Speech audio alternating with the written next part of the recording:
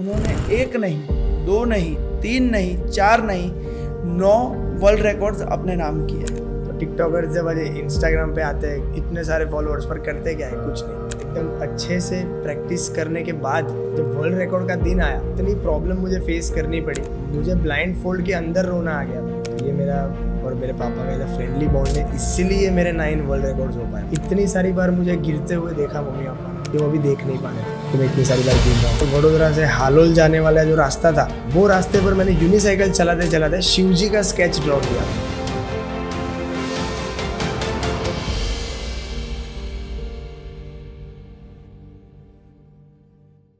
आज के जो हमारे गेस्ट हैं, जब वो 8th स्टैंडर्ड में थे, स्कूल के हेड बॉय हुआ करते थे, पर उनकी मस्ती उतनी ज़्यादा थी कि उन्हें उस टाइम पे हेड बॉय से तो निकाला गया, पर स्कूल से भी सस्पेंड कर दिया था। और वो जो मोमेंट था उनका, वो उनकी लाइफ का टर्निंग पॉइंट था। वो ऐसा वो मानते हैं, क्योंकि उनके पापा ने उनको मेडिटेशन की ओर आगे किया। और स्कूल ख़त्म करते करते आज उनकी उम्र 21 साल की है, और उन्होंने एक नहीं, दो नहीं, तीन नहीं, चार नहीं, 9 वर्ल्ड रिकॉर्ड्स अपने नाम किए हैं। इतनी छोटी उम्र में 9 वर्ल्ड रिकॉर्ड अपने नाम करना, और भी इच्छा रखना कि अपनी जर्नी में वो और आगे नए नए अचीवमेंट्स पाए और लोगों को इंस्पायर करे, हमें इंस्पायर करे। सो आज जो हमारे साथ हैं वो रोनित जोशी। थैंक यू भाई अनकॉमन पर आने के लिए। और कैसी चल रही है लाइफ आफ्टर 9 वर्ल्ड रिकॉर्ड्स? अच्छी खासी चल रही है, सबके आशीर्वाद है, और आगे क्या कर रहे हैं उसके प्लान्स क्लियर है, तो भी अच्छी चल रही है ज़िंदगी। एक्सपेक्टेशन क्या है? आपने कहा कि एक्सपेक्टेशन नहीं पहुंची अभी। एक्सपेक्टेशन नहीं पहुंची उसका मतलब ऐसा है कि कई सारे लोग ऐसे हैं जो कुछ ना करके आज ऐसे लेवल पे बैठे हैं कि जो सबको पसंद आ रहे हैं, और कई सारे मेरे जैसे हैं, मुझसे थोड़े उम्र में कम लोग हैं जो लोगों ने बहुत कुछ किया है पर वो लेवल पर नहीं पहुंच पा रहे। तो उनको जब उन लोगों को देखते, जब जिसने कुछ भी नहीं किया, या टू बी ऑनेस्ट बोल दूँ, ये टिकटॉक का ज़माना था, तो टिकटॉकर्स जब आज इंस्टाग्राम पे आते हैं इतने सारे फॉलोअर्स पर करते क्या है, कुछ नहीं। जो फेम जो उनको मिला है वो कुछ ना करके मिला है। तो जो लोग कुछ करते हैं और उनको कुछ नहीं मिलता है, तो उनको मेरे जैसी फीलिंग्स आती है कि एज एक्सपेक्टेशंस वाली ज़िंदगी उनकी नहीं जाती। पर आपको क्या लगता है क्यों ऐसा होता है? क्योंकि मैंने भी ये चीज़ देखी है। अब जैसे मैंने शुरुआत जैसे व्लॉगिंग से की थी, ठीक है, तो अगर मैं व्लॉगिंग करता था तो मैं क्लीन अच्छी व्लॉगिंग फैमिली के साथ मिलके, है ना, अच्छी अच्छी चीज़ें दिखाते थे। पर जहाँ पर अगर हम कलेश नहीं दिखाएंगे, ठीक है, कि गर्लफ्रेंड से झगड़ा हो गया, दोस्त से मारा मारी हो गई, आज हमने नई गाड़ी ले ली, वो गाड़ी क्यों ना रेंट पे हो, पर वो चीज़ें ज़्यादा ही लोग पसंद करते हैं। वही है ना। तो आजकल ये तो पहले तो कलयुग का ज़माना है, झगड़े देखना इतना पसंद है। पता है कि भाई गरुड़ पुराण में इसकी बहुत बड़ी सज़ा है, पर फिर भी झगड़ा चल रहा है, जाके देखना तो है। नहीं होता तो शूट तो करना है, शूट करके इंस्टाग्राम की स्टोरी डालनी है, भाई आज क्या कलेश हो गया, ये हो गया। ये यूट्यूब जो है वो आजकल इसकी वजह से ही चल रहा है। आप देख सकते हो सबकी पैरोडी बन रही है, कंटेंट्स नहीं है सबके पास, दूसरे की कोई कॉपी कर रहे हैं। हाँ, तो कोई किसी की नकल कर रहा है, कोई किसी की ज़िंदगी कॉपी कर रहा है, तो ऐसा हो गया है। तो भी आजकल कॉपी वाली दुनिया में जो अलग कर रहा है ना, उसको फेम मिलना चाहिए, वो नहीं मिल रहा है। उसके वजह से जो बोलते हैं ना, एक्सपेक्टेशंस पूरी नहीं हो पाती। पर चेंज दिख रहा है आपको? हाँ, चेंज तो दिख रहा है, क्योंकि पहले कैसा था, जब मैंने कुछ नहीं किया था तब लोगों की नज़रों में तो ऑब्वियसली कुछ था नहीं, और वो लोग क्या बोलते हैं कि भाई अगर आपको कुछ हटके करना है तो आपको आउट ऑफ द बॉक्स सोचना पड़ेगा। जब आउट ऑफ द बॉक्स सोचते हैं तब वो लोग बोलते हैं कि भाई अभी तो बहुत दूर की सोच रहा है, इतना मत सोच। तो हमें कन्फ्यूजन हो जाता है कि अभी हम करें क्या। तो जब हम ऐसे लेवल पे पहुंच जाते हैं जो लोगों ने एक्सपेक्ट नहीं किया होता, तब ऑब्वियसली हमें चेंज दिखेगा। हमारे चाहने वाले हमारे हेटर्स भी बन सकते हैं, हमारे हेटर्स हमारे चाहने वाले भी बन सकते हैं, दोनों एक साथ हो सकता है, वी नेवर नो। और आते हैं आपके 9 वर्ल्ड रिकॉर्ड्स पर, ठीक है। जो पहला वर्ल्ड रिकॉर्ड आपने जब बनाया, तो वो पूरा प्लान था कि नहीं मुझे ये चीज़ें करनी है, उसके लिए मैंने इतना टाइम मैंने प्रैक्टिस की है, और ये जब मैं अचीव कर लूँगा अपने प्रैक्टिस में, तब मैं वर्ल्ड रिकॉर्ड के लिए आगे बढ़ूँगा? सबसे पहले तो it was not planned, it was totally unplanned. कुछ था ही नहीं, क्योंकि सबसे पहले तो 8th स्टैंडर्ड की बात करें। आपने पहले बोला कि मैं सस्पेंड हुआ था मेरी स्कूल से, इतनी मस्ती करता था मैं कि मेरे पापा वही स्कूल में टीचर है। तो एक्चुअली में एक दिन हुआ कि इतनी मस्ती थी कि सारे टीचर्स तंग आ गए और सबने मिलकर मेरे पापा को कंप्लेंट की, आपका बेटा ये कर रहा है वो कर रहा है। तो पापा ने डिसीजन ले लिया, करो सस्पेंड। तो हो गया फिर मैं सस्पेंड। मुझे लगा कि भाई अभी मैं घर जाऊँगा तो फिर मेरी शामत आने वाली है। घर पे जाने के बाद मेरे पापा ने टू बी ऑनेस्ट ऐसे वर्ड्स का यूज़ किया कि बेटा तुझे सस्पेंड इसलिए किया है क्योंकि तू खुद को जान सके, खुद को पहचान सके। तो उन्होंने मुझे मेडिटेशन सिखाया। फिर उन्होंने मुझे ऐसा सिखाया कि how to connect yourself, कि कैसे कनेक्ट हुआ जाता है अपने आप से। तो वो सब वीडियोज़ दिखाए। वो वीडियोज़ दिखाने के बाद जो मेरे में ड्रास्टिक चेंज आया, वो चेंज आने के बाद मैंने सामने से पापा को बोला, पापा कुछ हट के करते हैं। पापा ने बोला कि बेटा ऐसी बहुत सारी चीज़ें हैं जो लोग ऐसा बोलते हैं ना एक्स्ट्रा ऑर्डिनरी करते हैं, तो तू ढूंढ क्या कर सकता है। तो उस वक्त फिर मैंने स्केटिंग ज्वाइन किया। स्केटिंग ज्वाइन करते करते फिर मेरे दिमाग में आया कि अभी मैं क्या कर सकता हूँ। फिर एकेडमी में गया जहाँ पर वो सब ब्लाइंड फोल्डेड सब चीज़ें सिखाते हैं, आंखों पर पट्टी बांध कर सब चीज़ें अपने को रिकॉग्नाइज करना सिखाते हैं। वो एकेडमी ज्वाइन की। फिर दोनों का लिंक करके मैच किया कि भाई ये कर सकता हूँ कि भाई आंखों पर पट्टी बांध कर स्केटिंग करना। फिर मैंने सोचा कि ऐसे सिर्फ स्केटिंग करूँगा तो नहीं मज़ा आएगा, तो मुझे थोड़ा कुछ तो एक्टिविटी करनी पड़ेगी। तो फिर मैंने रूबिक्स क्यूब सीखा। तो फिर मैंने तीनों को कंबाइन कर लिया कि भाई ब्लाइंड फोल्डेड स्केटिंग किया और वाइल स्केटिंग मैंने रूबिक्स क्यूब सॉल्व किया। तो वो भी मेरा फर्स्ट वर्ल्ड रिकॉर्ड था। अपने वडोदरा मैराथन में हर साल होती है। तो उस वक्त 2019 6 जनवरी मुझे पर्सनल एक अलग फ्लैग ऑफ दिया गया कि मैंने उनको बात करके आया था कैसे वर्ल्ड रिकॉर्ड मुझे करना है। तो अलग फ्लैग ऑफ दिया गया और एकदम अच्छे से प्रैक्टिस करने के बाद जब वर्ल्ड रिकॉर्ड का दिन आया, इतनी प्रॉब्लम मुझे फेस करनी पड़ी कि मुझे ब्लाइंड फोल्ड के अंदर रोना आ गया था। इतनी मुझे प्रॉब्लम्स हो रही थी क्योंकि दिसंबर का महीना था, तब मैंने मेरी प्रैक्टिस शुरू की थी।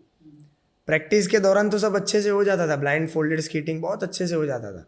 पहले पहले गिरता था बहुत, पर जब कॉन्फिडेंट हो गया मैं कि भाई अभी नहीं होगा कुछ भी, फिर आई 6 जनवरी। हो रहा है मेरा फ्लैग ऑफ हो रहा है। मुझे कोई दिख तो नहीं रहे थे उस वक्त क्योंकि आंखों पर पट्टी बंधी हुई थी। कौन क्या बोल रहा है, कौन क्या अनाउंसमेंट कर रहा है, मेरे पीछे कितने लोग हैं, कुछ नहीं पता था। मैंने सोचा कोई बात नहीं, कोई नहीं दिख रहा है तो अच्छी बात है, चलो एटलीस्ट मुझे कोई जज तो नहीं करेगा। हुआ क्या कि जैसा मैंने मेरा स्केटिंग शुरू किया, डीजे लोगों की चीयरिंग्स इतनी आ रही थी कि मुझे अपना रूबिक्स क्यूब जो है फोकस करना होता है वो नहीं दिखा। रूबिक्स क्यूब भी नहीं दिख रहा था क्योंकि वो एकेडमी में कैसा होता है, म्यूज़िक थेरापी प्ले होती है। उसके बाद एक ऐसी सेंसेशन आ जाती है आपको दिमाग में कि ब्लाइंड फोल्ड होने के बाद भी आपको दुनिया दिखने लगती है। ऐसी ये सब एक्टिविटीज़ होती है। आपने महाभारत तो पता होगा आपको। हाँ। महाभारत में जब युद्ध हो रहा था तब धृतराष्ट्र जी तो देख नहीं पाते थे, तो उन्होंने जब प्रार्थना की तब उनको संजय जी मिले थे। तो संजय जी को कृष्ण भगवान ने वरदान दिया था कि महल में बैठे बैठे वो बता रहे थे कि युद्ध के मैदान में क्या हो रहा है। तो वही सब कलाएँ यहाँ पर आई है, कलयुग में भी वही कलाएँ आई है। बस हमें ब्रेन से कनेक्ट करना है हमारी बॉडी को, तब जाके हम देख पाएंगे सब। तो वैसे सब एक्टिविटीज़ होती है। तो ब्लाइंड फोल्डेड सब एक्टिविटीज़ करता था। तो उस वक्त इतना डीजे था, इतना शोर था कि मुझे आवाज़ ही नहीं सुनाई दे रहा था, मुझे खुद दिखाई भी नहीं दे रहा था कुछ भी। तो उस वक्त मैं इतना डर गया था कि कुछ सॉल्व भी नहीं हो रहा था, कुछ हो ही नहीं रहा था। ना तो मैं ठीक से स्केटिंग कर पा रहा हूँ, ना तो मैं रूबिक्स क्यूब सॉल्व कर पा रहा हूँ। फिर मैंने मन ही मन ठान लिया कि भाई अगर आज नहीं हुआ ना तो आज बहुत बड़ा फेलियर हो जाएगा, क्योंकि फर्स्ट वर्ल्ड रिकॉर्ड है मेरा। और मेरे फर्स्ट वर्ल्ड रिकॉर्ड के दिन मेरी पूरी फैमिली आई थी, उनके सामने तो मैं नाक नहीं कटवा सकता। तो धीरे धीरे कैसे भी करके मैंने सिर्फ रूबिक्स क्यूब सॉल्व करने की एक्टिंग की पहले तो, वरना ये जो है कि भाई मैं रूबिक्स क्यूब सिर्फ 6 बार सॉल्व कर पाया 5 किलोमीटर में।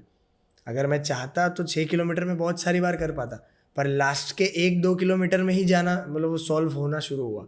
तो बहुत प्रॉब्लम्स हो गई थी मेरे फर्स्ट वर्ल्ड रिकॉर्ड में ही। धीरे धीरे करके फिर जैसे कोप अप हुआ, फिर अच्छे से सॉल्व हुआ। फिर मैंने इतना खुश हो गया फिर मैं कि इतनी खुशी मेरे को कभी हुई ही नहीं थी। क्योंकि अप्रिसिएशन भी मिलता है ना मेहनत का। हाँ, तो मिलता गया। फिर मैंने पापा को बोला कि अभी सब चीज़ें हट के ही करनी है, बस अभी मैं पीछे मुड़ के नहीं देखने वाला। अभी वो वर्जन जो मस्ती वाला था, जो एक चीज़ें अच्छे से नहीं कर पा रहा था, वो अभी वर्जन मैं भूलने वाला हूँ। अभी ऐसा वर्जन पे मैं फोकस करूँगा कि जो एक चीज़ को अगर पकड़ लेना तो पूरी ज़िंदगी पकड़ के रखेगा, और ऐसा नई चीज़ें करता रहेगा कि भाई उसकी बात ही अलग होगी। फिर मैंने पापा को ये बोला, और पापा इतने कोऑपरेटिव मुझे ना मेरे पापा ने कभी भी बेटे के नज़रिए से नहीं देखा, दोस्त बस। हाँ भाई बोल, क्या बोलना है, कुछ भी आज की डेट में भी अगर कुछ भी होगा होगा रहेगा ना, तो मुझे पापा को बोलते हुए 1 मिनट भी नहीं लगेगी, तुरंत निकल ही जाएगा ऐसा अंदर से। तो मेरे और पापा में ऐसा बॉन्ड है, क्योंकि पापा ने कभी मुझे जज नहीं किया, कभी ऐसा नहीं बोला कि तू ऐसा ऐसा करके ऐसा हो जाए। बस पापा ने मुझे मेरी उम्र के हिसाब से ही सजेशंस दिए। तो ये मेरा और मेरे पापा का ऐसा फ्रेंडली बॉन्ड है, इसीलिए मेरे 9 वर्ल्ड रिकॉर्ड्स हो पाए, वरना टू बी ऑनेस्ट ना हो ना पाते। हो पाते। पेरेंट्स का रोल बहुत बड़ा होता है हमारी जर्नी में, क्योंकि उन्होंने जो कहते हैं ना कि अपने हमारे माँ बाप जो कर्म करते हैं उसका फल हमें मिलता है, 110%। तो वही चीज़ें अब होती है। और आगे के आपके वर्ल्ड रिकॉर्ड्स के बारे में बात करते हैं। बाकी के जो आपने एक तो किया 19 में आपने फर्स्ट कर लिया ना, हाँ 19 में मैंने फर्स्ट कर लिया, 2019 में, और फिर वहाँ से 24 तक 9 आ गए। 9 आ गए। जब पहला किया था तब नहीं सोचा था कि इतने सारे होंगे, पर जैसे जैसे मैं आगे बढ़ता गया, और 2019 में मैं 10th स्टैंडर्ड में था, बोर्ड्स मेरी थी, जनवरी में वर्ल्ड रिकॉर्ड था और मार्च में एग्ज़ाम थी। फिर भी मेरे पापा ने ऐसा नहीं बोला कि बेटा अभी तू ये सब छोड़ दे, पढ़ाई में भी फोकस करना। ये बी जो है ना, वो बहुत बड़ा इंपॉर्टेंट रोल प्ले करता है। ही और बी बी, हाँ वो तो है, पढ़ाई ही और पढ़ाई भी। हाँ वो बहुत इंपॉर्टेंट रोल प्ले करता है कि भाई तू पढ़ाई भी करते रहना। तो 10th में मेरे अच्छे खासे 68-70% आ गए थे, पापा खुश। फिर पापा ने बोला अभी क्या बेटा, व्हाट्स नेक्स्ट, क्योंकि 10th के बाद 11 था, 11th स्टैंडर्ड वॉज पूरा ब्लैंक, कुछ नहीं किया था। जैसे क्रिएटिव इंसान क्या होता है कि एक दिन भी खाली जाता है ना तो बोर हो जाता है कि अभी व्हाट्स नेक्स्ट, ये तो पूरा एक साल खाली गया। पापा ने मुझे पूछा बेटा व्हाट्स नेक्स्ट, तो मैंने पापा को बोला पापा अभी थोड़े टाइम पहले मैंने मेरा नाम जोकर मूवी देखी, उसमें मैंने एक यूनिसाइकिल मतलब एक व्हील की साइकिल देखी मैंने, तो वो ट्राई करनी है मुझे। करो बेटा कोई बात नहीं। तो हमारे वडोदरा में एक इंजीनियर है जो अलग अलग टाइप की साइकिल्स बनाते हैं, उनको मैंने कांटेक्ट किया। तो कांटेक्ट करने के बाद उनको सब डिज़ाइंस वगैरह दी। ऑलमोस्ट अराउंड 2 साइकिल तो फेल गई, प्रैक्टिस के दौरान टूट गई वो साइकिल, और एक साइकिल थी 7000 की। खर्चा हुआ, पापा ने बोला देख बेटा कोई बात नहीं, खर्चा होगा देख लेंगे, पर आर यू श्योर कि तू करना चाहता है, क्योंकि इसमें तू जिस तरीके से गिर रहा है ना उस तरीके से ऐसा ही लग रहा है कि या तो तेरी हड्डी टूटेगी या तो साइकिल टूटेगी। साइकिल तो टूट ही जाती थी क्योंकि इस तरीके से गिरता था। और मैंने पापा को बोला कि पापा डन है, कर देते, कोई बात नहीं, अभी करना ही है। तो लास्ट जो साइकिल मैंने बनवाई मेरी यूनिसाइकिल, उस पर इतने सारे लेयर्स ऑफ आयरन रॉड्स मैंने डलवा दिए कि वो कुछ भी हो, 100 किलो का भी बंदा बैठेगा फिर भी मुड़ेंगे नहीं। ऐसी मैंने बनवाई पूरी साइकिल। धीरे धीरे प्रैक्टिस शुरू की, वहाँ से थोड़ा ऐसा आप बोल सकते हो कि थोड़ा सपोर्ट कम होना शुरू हुआ। कैसे वो भी बताता हूँ। इतनी सारी बार मुझे गिरते हुए देखा मम्मी पापा ने कि वो अभी देख नहीं पा रहे थे कि मैं इतनी सारी बार गिर रहा हूँ। और मेरी आदत है, पता नहीं क्यों ऐसे मेरे को अंदर से ऐसा तभी होता है जब विंटर होती है, विंटर्स के टाइम पे भी मैं प्रैक्टिस पे निकलता हूँ। तो मेरा एक फिक्स टाइम था रात के 12 बजे यूनिसाइकिल लेके निकलने का। क्यों? क्योंकि मुझे बहुत शर्म सी आती थी यार, एक पहिए की साइकिल, लोग देखेंगे क्या सोचेंगे। वो उस वक्त की मेंटालिटी ये थी कि लोग सोचेंगे क्या, मतलब क्या सोचेंगे ऐसा लोग कि ये क्या कर रहा है वगैरह वगैरह। फिर मैंने 12 बजे निकलना शुरू किया, एकदम ठंड में, दिसंबर की ठंड, मतलब आपको तो पता होगा। तो वो ठंड में मैं निकलता था, गिरता था, मेरे घुटने छिलते थे, दूसरे दिन लगे हुए पे फिर से लगता था, मेरा जो पूरा जो पैर है वो स्ट्रेट भी नहीं हो पाता था, इतनी ख़राब तरीके से मुझे लगता था। ऐसे टाइम पे जब मैं प्रैक्टिस करता था, मेरे घर के नीचे था मेरे एक आयरन रॉड है, वो लाइट पोल आता है ना, उस पर मैंने प्रैक्टिस की थी। और मेरे वो जो प्रैक्टिस ग्राउंड से ऊपर मेरा घर की बालकनी एकदम अच्छे से दिखती है। तो जब मैं प्रैक्टिस करता था और ऊपर देखता था, ऊपर कोई नहीं होता था। पहले सब लोग होते थे, मम्मी पापा दीदी, फिर जैसे जैसे बीच में ऊपर देखना शुरू किया कोई नहीं होता था, धीरे धीरे डीमोटिवेट होना शुरू हुआ। फिर मम्मी एक दिन आधी रात को बाहर आई 1-1:30 बजे और बोला, गुस्से में बोला, भाई नहीं होगा तेरे से, छोड़ दे अभी, फेंक दे ये तेरी यूनिसाइकिल। मेरे को इतना हर्ट हुआ कि अभी फिर एट द एंड मुझे ऐसा लगा कि अभी इनको मैंने प्रूव करके नहीं दिखाया ना तो मैं खुद से हार जाऊंगा। धीरे धीरे करके मैंने ऐसा मान लिया कि भाई गिर गया तो गिर जाऊंगा, कोई बात नहीं, पर ऐसा मैं प्रिटेंड नहीं करूंगा कि भाई मुझे आ रही है, ऐसा कि मैं सीख गया हूँ। जितनी देर लगेगी लगने दूंगा, कोई बात नहीं। गिरता रहा। फिर एक टाइम ऐसा है कि थोड़ी थोड़ी यूनिसाइकिल मैंने चलाना सीख लिया, थोड़ा थोड़ा सीखा। तब तक मैंने मम्मी पापा को बोला नहीं, थोड़ा और सीखा, थोड़ा लंबा लंबा जाता गया। फिर एक दिन ऐसा है कि मैं पूरा राउंड मारना सीख गया। फिर मेरी आदत थी कि भाई मैं इतनी प्रैक्टिस कर करके भी करता कि मेरे हाथ खाली रहते थे। एक टाइम ऐसा आ गया कि मेरी इतनी अच्छी प्रैक्टिस हो गई कि मेरे हाथ खाली नहीं होते फिर भी चलता है, मगर अगर मैं कुछ पकड़ लूँ तो भी चलता है। तो मैंने तब तक मम्मी पापा को कुछ नहीं बोला। एक दिन मैं राउंड पे गया था, फ़ोन लेके गया था, फ़ोन चला रहा था, हैंड्स फ्री लगाए हुए थे। पापा को मैंने फ़ोन किया, पापा कहाँ हो? पापा ने बोला ऑब्वियसली इतने बज रहे, घर पे ही हूँ मैं। तो मैंने बोला पापा सिर्फ बालकनी में आओ ना, एक चीज़ बतानी है।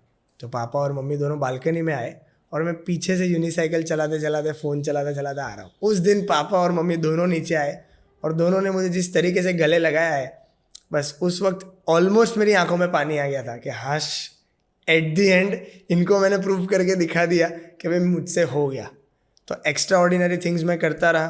फिर पापा ने बोला बेटा अभी इसमें वर्ल्ड रिकॉर्ड कर दे। तो वर्ल्ड रिकॉर्ड करने का इसमें सोचा। तो हमारे वडोदरा में एयरपोर्ट सर्कल से शहीद भगत सिंह चौक, मतलब वो न्याय मंदिर तक यूनिसाइकिल चलाई थी while solving different kinds of Rubik's cube. उसमें भी 3 कैटेगरी में वर्ल्ड रिकॉर्ड्स है।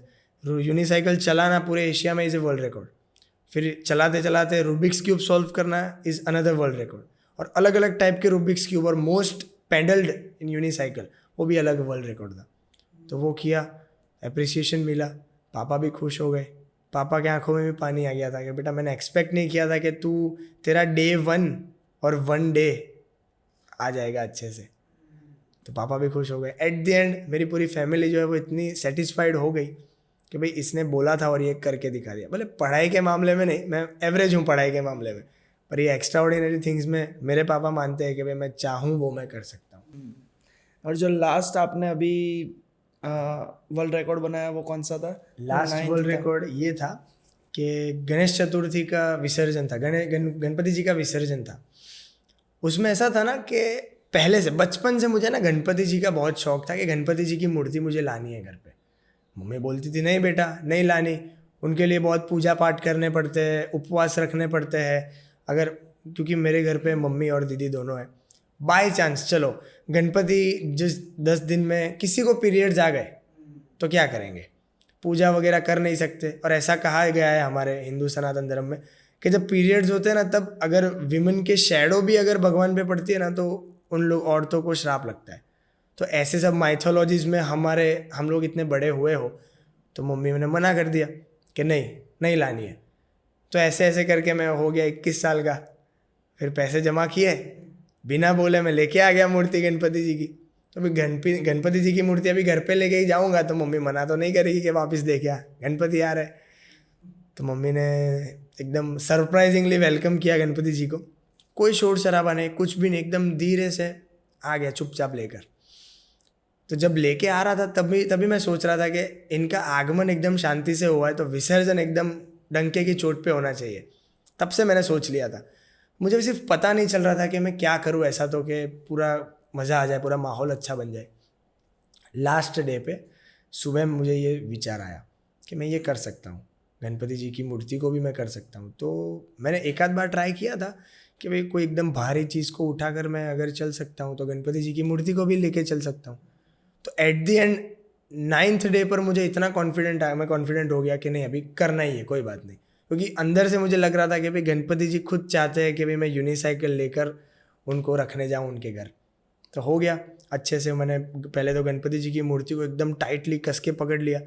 और अभी भी आपके पॉडकास्ट के माध्यम से ये बताना चाहता हूँ कि गणपति जी की मूर्ति को कुछ भी नहीं हुआ था, टोटली एकदम जैसी थी वैसी की वैसी है। और पता नहीं क्यों पर ये गणपति जी वाले विसर्जन वाले वीडियोस में मुझे हेट बहुत मिला है। लोगों ने ये बोला है कि भाई व्यूज़ के लिए तो कुछ भी कर लेता है, तू इधर आ तेरे को ये बता दूंगा वो बता दूंगा। तो ये सब मैं नेगेटिव कमेंट्स इतनी पढ़ रहा था कि ऐसा बोल सकते हैं जब रेशियो निकालेंगे तो पॉजिटिव नेगेटिव कमेंट्स का जब रेशियो निकालेंगे ना, तब पॉजिटिव 20 है और नेगेटिव 80% है। तो इसको नेगेटिविटी बहुत मिली है कि भगवान के नाम पे ढोंग कर रहा है, ये लोग रील्स व्यूज़ और इसके लिए कुछ भी कर सकते हैं। तो मतलब गणपति जी की मूर्ति को ना तो डैमेज हुआ, ना तो किसी की आस्था को ठेस पहुंची। बाकी आपने वो देखा होगा गणपति जी की मूर्ति को लोग ट्रैक्टर से कैसे फेंक देते हैं, नीचे ब्रिज से कैसे फेंक देते हैं, वो लोग कमेंट्स खाली डिसेबल कर देते हैं। मैंने तो सबके ओपिनियंस लिए, फिर मुझे हेट भी मिला, मैंने हेट को भी एक्सेप्ट किया, कोई बात नहीं, अच्छा काम कर रहे हो तो हेट तो ऑब्वियसली मिलेगी। और मैंने ये भी देखा कि कुछ कुछ लोग तो मेरे ही फ्रेंड सर्कल वाले हैं जिन लोगों ने ऐसी कमेंट्स किए, तो थोड़ा हर्ट हुआ था। पर मुझे फिर पता चला कि भाई हेट उनको ही लोग करते हैं जो लोग उनके लेवल मैच नहीं कर पाते, वो ही एक होता है। तो ये वर्ल्ड रिकॉर्ड हुआ था जिस पे मुझे बहुत हाइप मिली। उसके पहले वाला वर्ल्ड रिकॉर्ड था कि वडोदरा से हालोल जाने वाला जो रास्ता था वो रास्ते पर मैंने यूनिसाइकिल चलाते चलाते शिव जी का स्केच ड्रॉ किया था, साइकिल चलाते चलाते। एकदम ऐसे स्टेबल नहीं रह पाता था मेरा हाथ, एकदम अनस्टेबल था, पर फिर भी जो शिव जी ऐसे दिखेंगे आपको कि ऐसा लिखेगा कि नहीं मैंने कहीं बैठकर बनाया है वो शिव जी का ड्राइंग। देखा है मैंने वो वाला। हाँ, एकदम ऐसा लगेगा, पता नहीं वो क्या हो गया था मुझे, इतना शेव मतलब वो क्या बोलते हैं, वो शिवर कर रहा था मेरा हाथ, पर फिर भी एकदम जो ड्राइंग की एक्यूरेसी है वो इतनी परफेक्ट आई है कि ऐसा बोल सकते कि हूबहू महादेव जी ने अपना हाथ मेरे सिर पे रखा हो और वो ड्राइंग जो है वो अच्छे से बन गया हो, ऐसा ही लग रहा था। तो जो पॉजिटिविटी मैंने गेन की, जो मैंने कॉन्फिडेंस गेन किया, वो सब महादेव जी, गणपति जी और सब भगवान की वजह से किया, और मेन मेरी फैमिली है। पता नहीं क्यों, पर जैसे आपने एस्ट्रोलॉजर की बात की ना, ये जो आपके जो बोला ना दोस्त वाली बात, और ये सब सेम चीज़ हमारे साथ एक एस्ट्रोलॉजर है जिन्होंने पॉडकास्ट किया।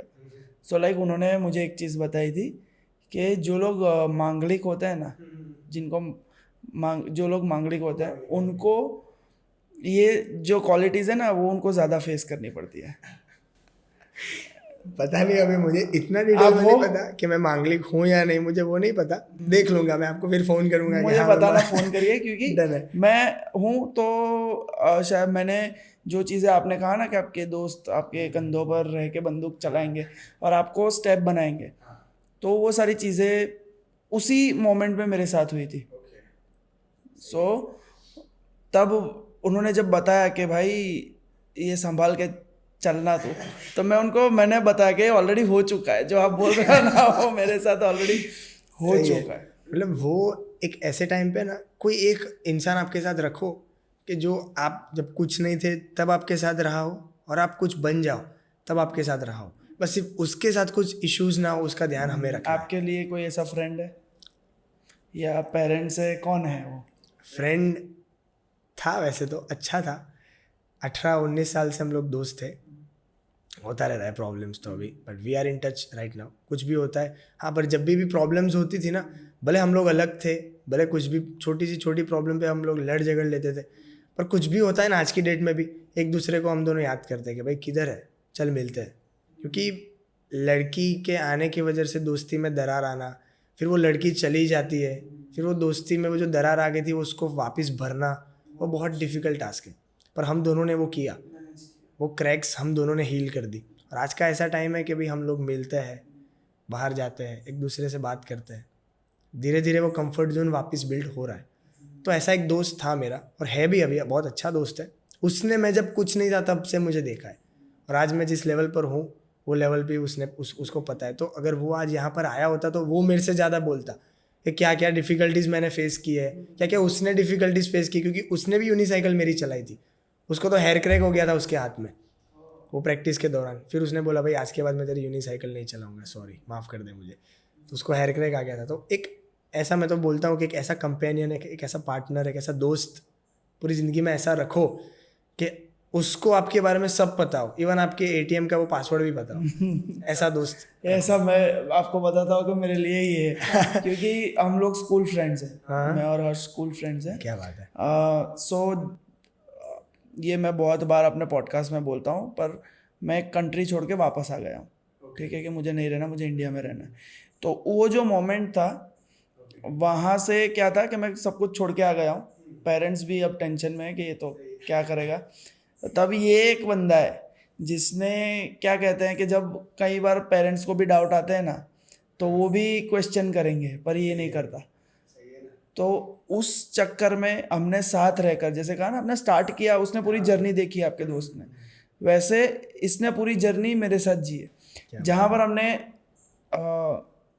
टर्फ बनाए हमने, ठीक है, वडोदरा के सबसे बेहतरीन टर्फ में से एक हमने बनाया साथ में मिलकर। क्या बात है। ठीक है, और भी सारे बिजनेसेस साथ में किए। तो मेरे घर वाले भी मुझे ये चीज़ कहते हैं कि कुछ भी हो जाए लाइफ में, किसी को भी छोड़ना पड़े, पर इसके साथ कुछ नहीं होना चाहिए तेरा। नहीं सही है, बहुत क्योंकि अच्छी वो बात सारी चीज़ें, और कोई नहीं। और जो एटीएम का पासवर्ड की बात करी ना, लकीली अनलकीली मुझे नहीं पता है, पर मेरा जो बैंक अकाउंट है ना उसका जो फ़ोन नंबर है वो नंबर इसके पास है, तो अगर मेरा जीपे 5 रुपया भी मैं कट करता हूँ ना तो इसको मैसेज जाता है इसको पता चल जाता है कि मेरे पास इतने पड़े हुए हैं। सही है सो वो चीज़ है हमारा, और वो चीज़ होनी चाहिए।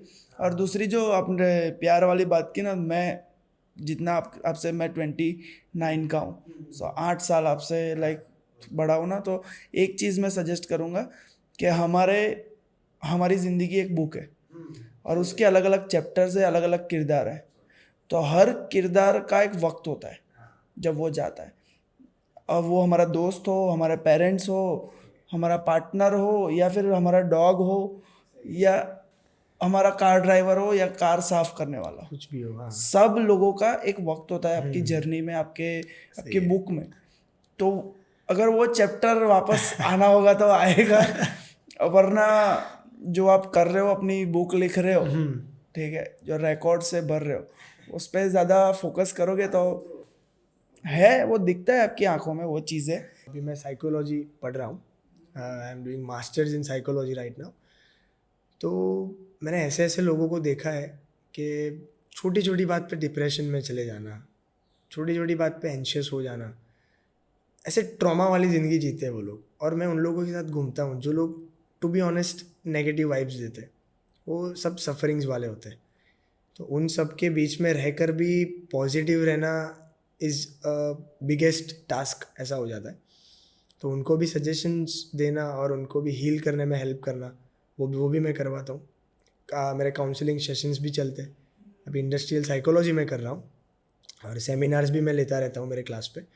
उसमें ऐसा रहता है कि अलग अलग मेथोडोलॉजीज ऐसी होती है कि उसके वजह से how to cure and how to heal your depression, anxiety, trauma, कैसे आप उससे बाहर आ सकते हो। और ये मैं इसीलिए करवा सकता हूँ क्योंकि मैं खुद इस चीज़ से बाहर आया हूँ, क्योंकि मैंने भी ये दौर मैंने देखा हुआ है कि कैसे मुझे एक टाइम था कि जब मुझे सपोर्ट चाहिए था तब नहीं मिला, जब मुझे एश्योरेंस चाहिए था मुझे नहीं मिला। ऐसे फेजेस से हम सब गुजरते ही हैं, और मैं तो बोलता हूँ ये सब फेजेस से गुजरना ज़रूरी है। ये जेनजी जनरेशन बनी किस लिए, किस वजह से? क्योंकि ये सब जो लोग हैं वो इस दौर से कभी गुजरे ही नहीं है, वो कभी गुजरने देते ही नहीं है खुद को। आज इसका फ़ोन नहीं आया, कोई बात नहीं, चलो टाइम पास के लिए दूसरे को फ़ोन कर देते हैं, तो उनकी जो एनर्जी है वो डाइवर्ट कर देते हैं। तो that's why they are called Gen Z. और हमारा क्या है, फ़ोन नहीं आया कोई बात नहीं, वेट कर लेंगे, पर किसी और से बात नहीं करेंगे, हम वैसे वाले। और वो लोग एकदम अलग है, पूरी आइडियोलॉजी अलग है, पूरा वेस्टर्न कल्चर है वो। वेस्टर्न कल्चर की बात करूँ तो उधर तो पेरेंट्स का भी लव अच्छे से उन लोगों को नहीं मिलता। 14 के बाद वो लोग तो अलग चले जाते, तो पेरेंट्स का महत्व क्या है उन लोगों को पता नहीं। तो फॉरेन कंट्रीज़ में फादर्स डे, मदर्स डे होता है, इंडियंस के लिए नहीं। इंडियंस डे में तो इंडिया के लिए तो हर दिन मम्मी पापा, हाँ। तो ये सब जो आइडियोलॉजी है वो फॉरेन कंट्रीज़ के लिए है कि भाई जब फादर्स डे होता है, जब मदर्स डे होता है, तब बाहर से उनके बेटे या बेटी आती है उनके फादर्स को मिलने। वो आइडियोलॉजी से ये सब फादर्स डे, मदर्स डे हुआ था। पर हम इंडियंस ने क्या कर दिया, पूरा इधर आइडियोलॉजी कॉन्सेप्ट चिपका दिया। और खुद भेज रहे, हाँ। कि क्यों नहीं भेजा है फादर्स डे पे मुझे, वो प्रॉब्लम है। तो ये आइडियोलॉजी को बदलना ज़रूरी है, और जब तक ये आइडियोलॉजी नहीं बदलेगी ना, तब तक लोगों को पता नहीं चलेगा कि भाई सेल्फ हील कैसे हुआ जाता है। क्योंकि आजकल के ज़माने में लोग दूसरे पे डिपेंडेंट रहते हैं कि भाई तू मुझे मदद करेगा हील करने में। अब वो अगर कहीं पे लैक करता है हील करने में, तो वो ज़्यादा बेचारा डिप्रेशन में चला जाता है। तो वो सबसे बाहर कैसे निकलना, वो भी मैं अच्छे से लोगों को सिखाता हूँ। सिखाने के बाद मुझे अच्छे अच्छे रिव्यूज़ भी मिलते हैं। और मोस्ट ऑफ, अगर फॉर एग्जांपल अगर मैंने 100 लोगों को काउंसलिंग दिया होगा ना, तो उसमें से 70 to 80 लोग तो फॉरेन कंट्रीज़ के ही होंगे। हाँ, ऑनलाइन सेशंस लेता था। हाँ, और उसके वजह से उन लोगों का और मेरा बॉन्ड इतना अच्छा हो गया है कि हर महीने वो लोग बाहर से वो बादाम जो होती है ना, आलमंड्स, उसका पैकेट्स भेजते हैं, चॉकलेट्स भेजते हैं, वैसा सब करते रहे। क्योंकि मेरा एक नियम है कि अगर कोई भी क्लाइंट आता है, उसका फर्स्ट जो सेशन होता है ना, वो मैं फ्री ऑफ कॉस्ट करवाता हूँ। भले ही पूरा दिन क्या ना, पूरा दिन क्यों ना चले, फर्स्ट सेशन जो है फ्री ऑफ कॉस्ट करवाता हूँ। वही चीज़ें उनको बहुत पसंद आ जाती है, क्योंकि फर्स्ट सेशन में मैं सब कुछ इतना दे देता हूँ कि वो लोग खुश हो जाते हैं बस। क्योंकि मेरा जो अभी थिंकिंग है वो लोगों को खुश करना है। क्योंकि हर चीज़ों को पैसों से जोड़ूंगा ना तो उसमें मज़ा नहीं है। बाकी मैं अगर जो खुद का NGO रन करता हूँ, रुचि संडे स्कूल करके, उसका कंसेप्ट ये है कि जब उधर सिर्फ उस संडे स्कूल में सिर्फ 4 स्टूडेंट्स थे, तब हम लोगों ने लोगों के घर पे जाके बोला है कि हमने ये शुरू किया है, आप आना। रुचि संडे स्कूल सिर्फ संडे के दिन चलता है, सिर्फ संडे। तो जब 4 लोग थे तब हम लोगों के घर पे जाते थे कि आओ ऐसा है, तो बहुत सारे संडे ऐसे ही खाली गए, कोई आ ही नहीं रहा 4 स्टूडेंट्स के अलावा। बंद करने का सोचा, फिर वही संडे एक ही साथ 50 से 60 लोग आए। अचानक से ऐसे कॉन्फिडेंस में ऐसे बूस्टअप हो गया। फिर मैंने ये सब चीज़ों को जब ऐसे पीछे मुड़ के कनेक्ट करता हूँ, तब मैं देखता हूँ कि जब मैं गिव अप करने के, वो बोलते हैं ना, पॉइंट पे होता हूँ ना, तब यूनिवर्स मुझे इतना एनर्जी से भरपूर कर देती है ना कि गिव अप करने का फिर मैं सोचता ही नहीं हूँ। तो ये सब चीज़ें मैं इंटर कनेक्ट करता हूँ। फिर आज जो मेरी संडे स्कूल है उसमें लगभग अराउंड 190 स्टूडेंट्स हो गए। हर संडे उनको नाश्ता करवाना, ब्रंच देना, फिर ऑलमोस्ट जब पॉसिबल होता है तब लंच भी दे देते हैं। साल में 2 बार मूवी देखने ले जाते हैं, पूरा थिएटर बुक करके, फिर पिकनिक्स पे ले जाते हैं। फिर ब्रह्मा कुमारी है वो वगैरह, उधर से वो सब आते हैं। फिर आचार्य जो लोग होते हैं, जो ज्ञानी महापुरुष होते हैं, वो लोग आते हैं वो प्रवचन देने के लिए। फिर विंटर्स में स्वेटर्स होता है वो देते हैं, उत्तरायण के दिन पतंग देते हैं, दिवाली में पटाखे देते हैं, होली में उनको होली खिलाते हैं, जन्माष्टमी में दही हांडी होती है। सब फेस्टिवल, हम रुचि संडे स्कूल का एक पूरा परिवार है। हमने ऐसा कभी भी उनको फील नहीं होने दिया कि भाई ये अलग घर है, ये अलग घर है। कभी भी वो घर पे आ सकते हैं, कभी भी खेल सकते हैं, कोई इश्यू नहीं है। होमवर्क करना है घर पे आके बैठ सकते हैं, कर सकते हैं, कोई किसी को कुछ पूछेगा नहीं। इतना है, हमने एकदम फ्री और एकदम अच्छा पॉजिटिव एनवायरनमेंट बनाया है। और वो चीज़ें भी लोगों को नहीं पसंद क्योंकि वही चीज़ आपने बताया ना, वही है कि जो लोग नहीं कर पाते ना, उसमें सिर्फ वो टांग अड़ा सकते हैं। और जब वो टांग नहीं अड़ा सकते तब वो सिर्फ आपको क्रिटिसाइज कर सकते हैं। हाँ, वो प्रॉब्लम हो जाता है। तो धीरे धीरे भगवान की कृपा से सब चल रहा है, माँ बाप का आशीर्वाद है, सब अच्छा खासा चल रहा है। अभी नेक्स्ट प्लान मैं कर रहा हूँ, कहीं पे बोला नहीं है पर यहाँ पे बोल देता हूँ। नेक्स्ट वर्ल्ड रिकॉर्ड मैं प्लान कर रहा हूँ, एक वर्ल्ड रिकॉर्ड ब्रेक करने का। उसमें क्या है कि एक बंदा है जिसने Guinness book of world record में एक वर्ल्ड रिकॉर्ड उसका रजिस्टर कराया।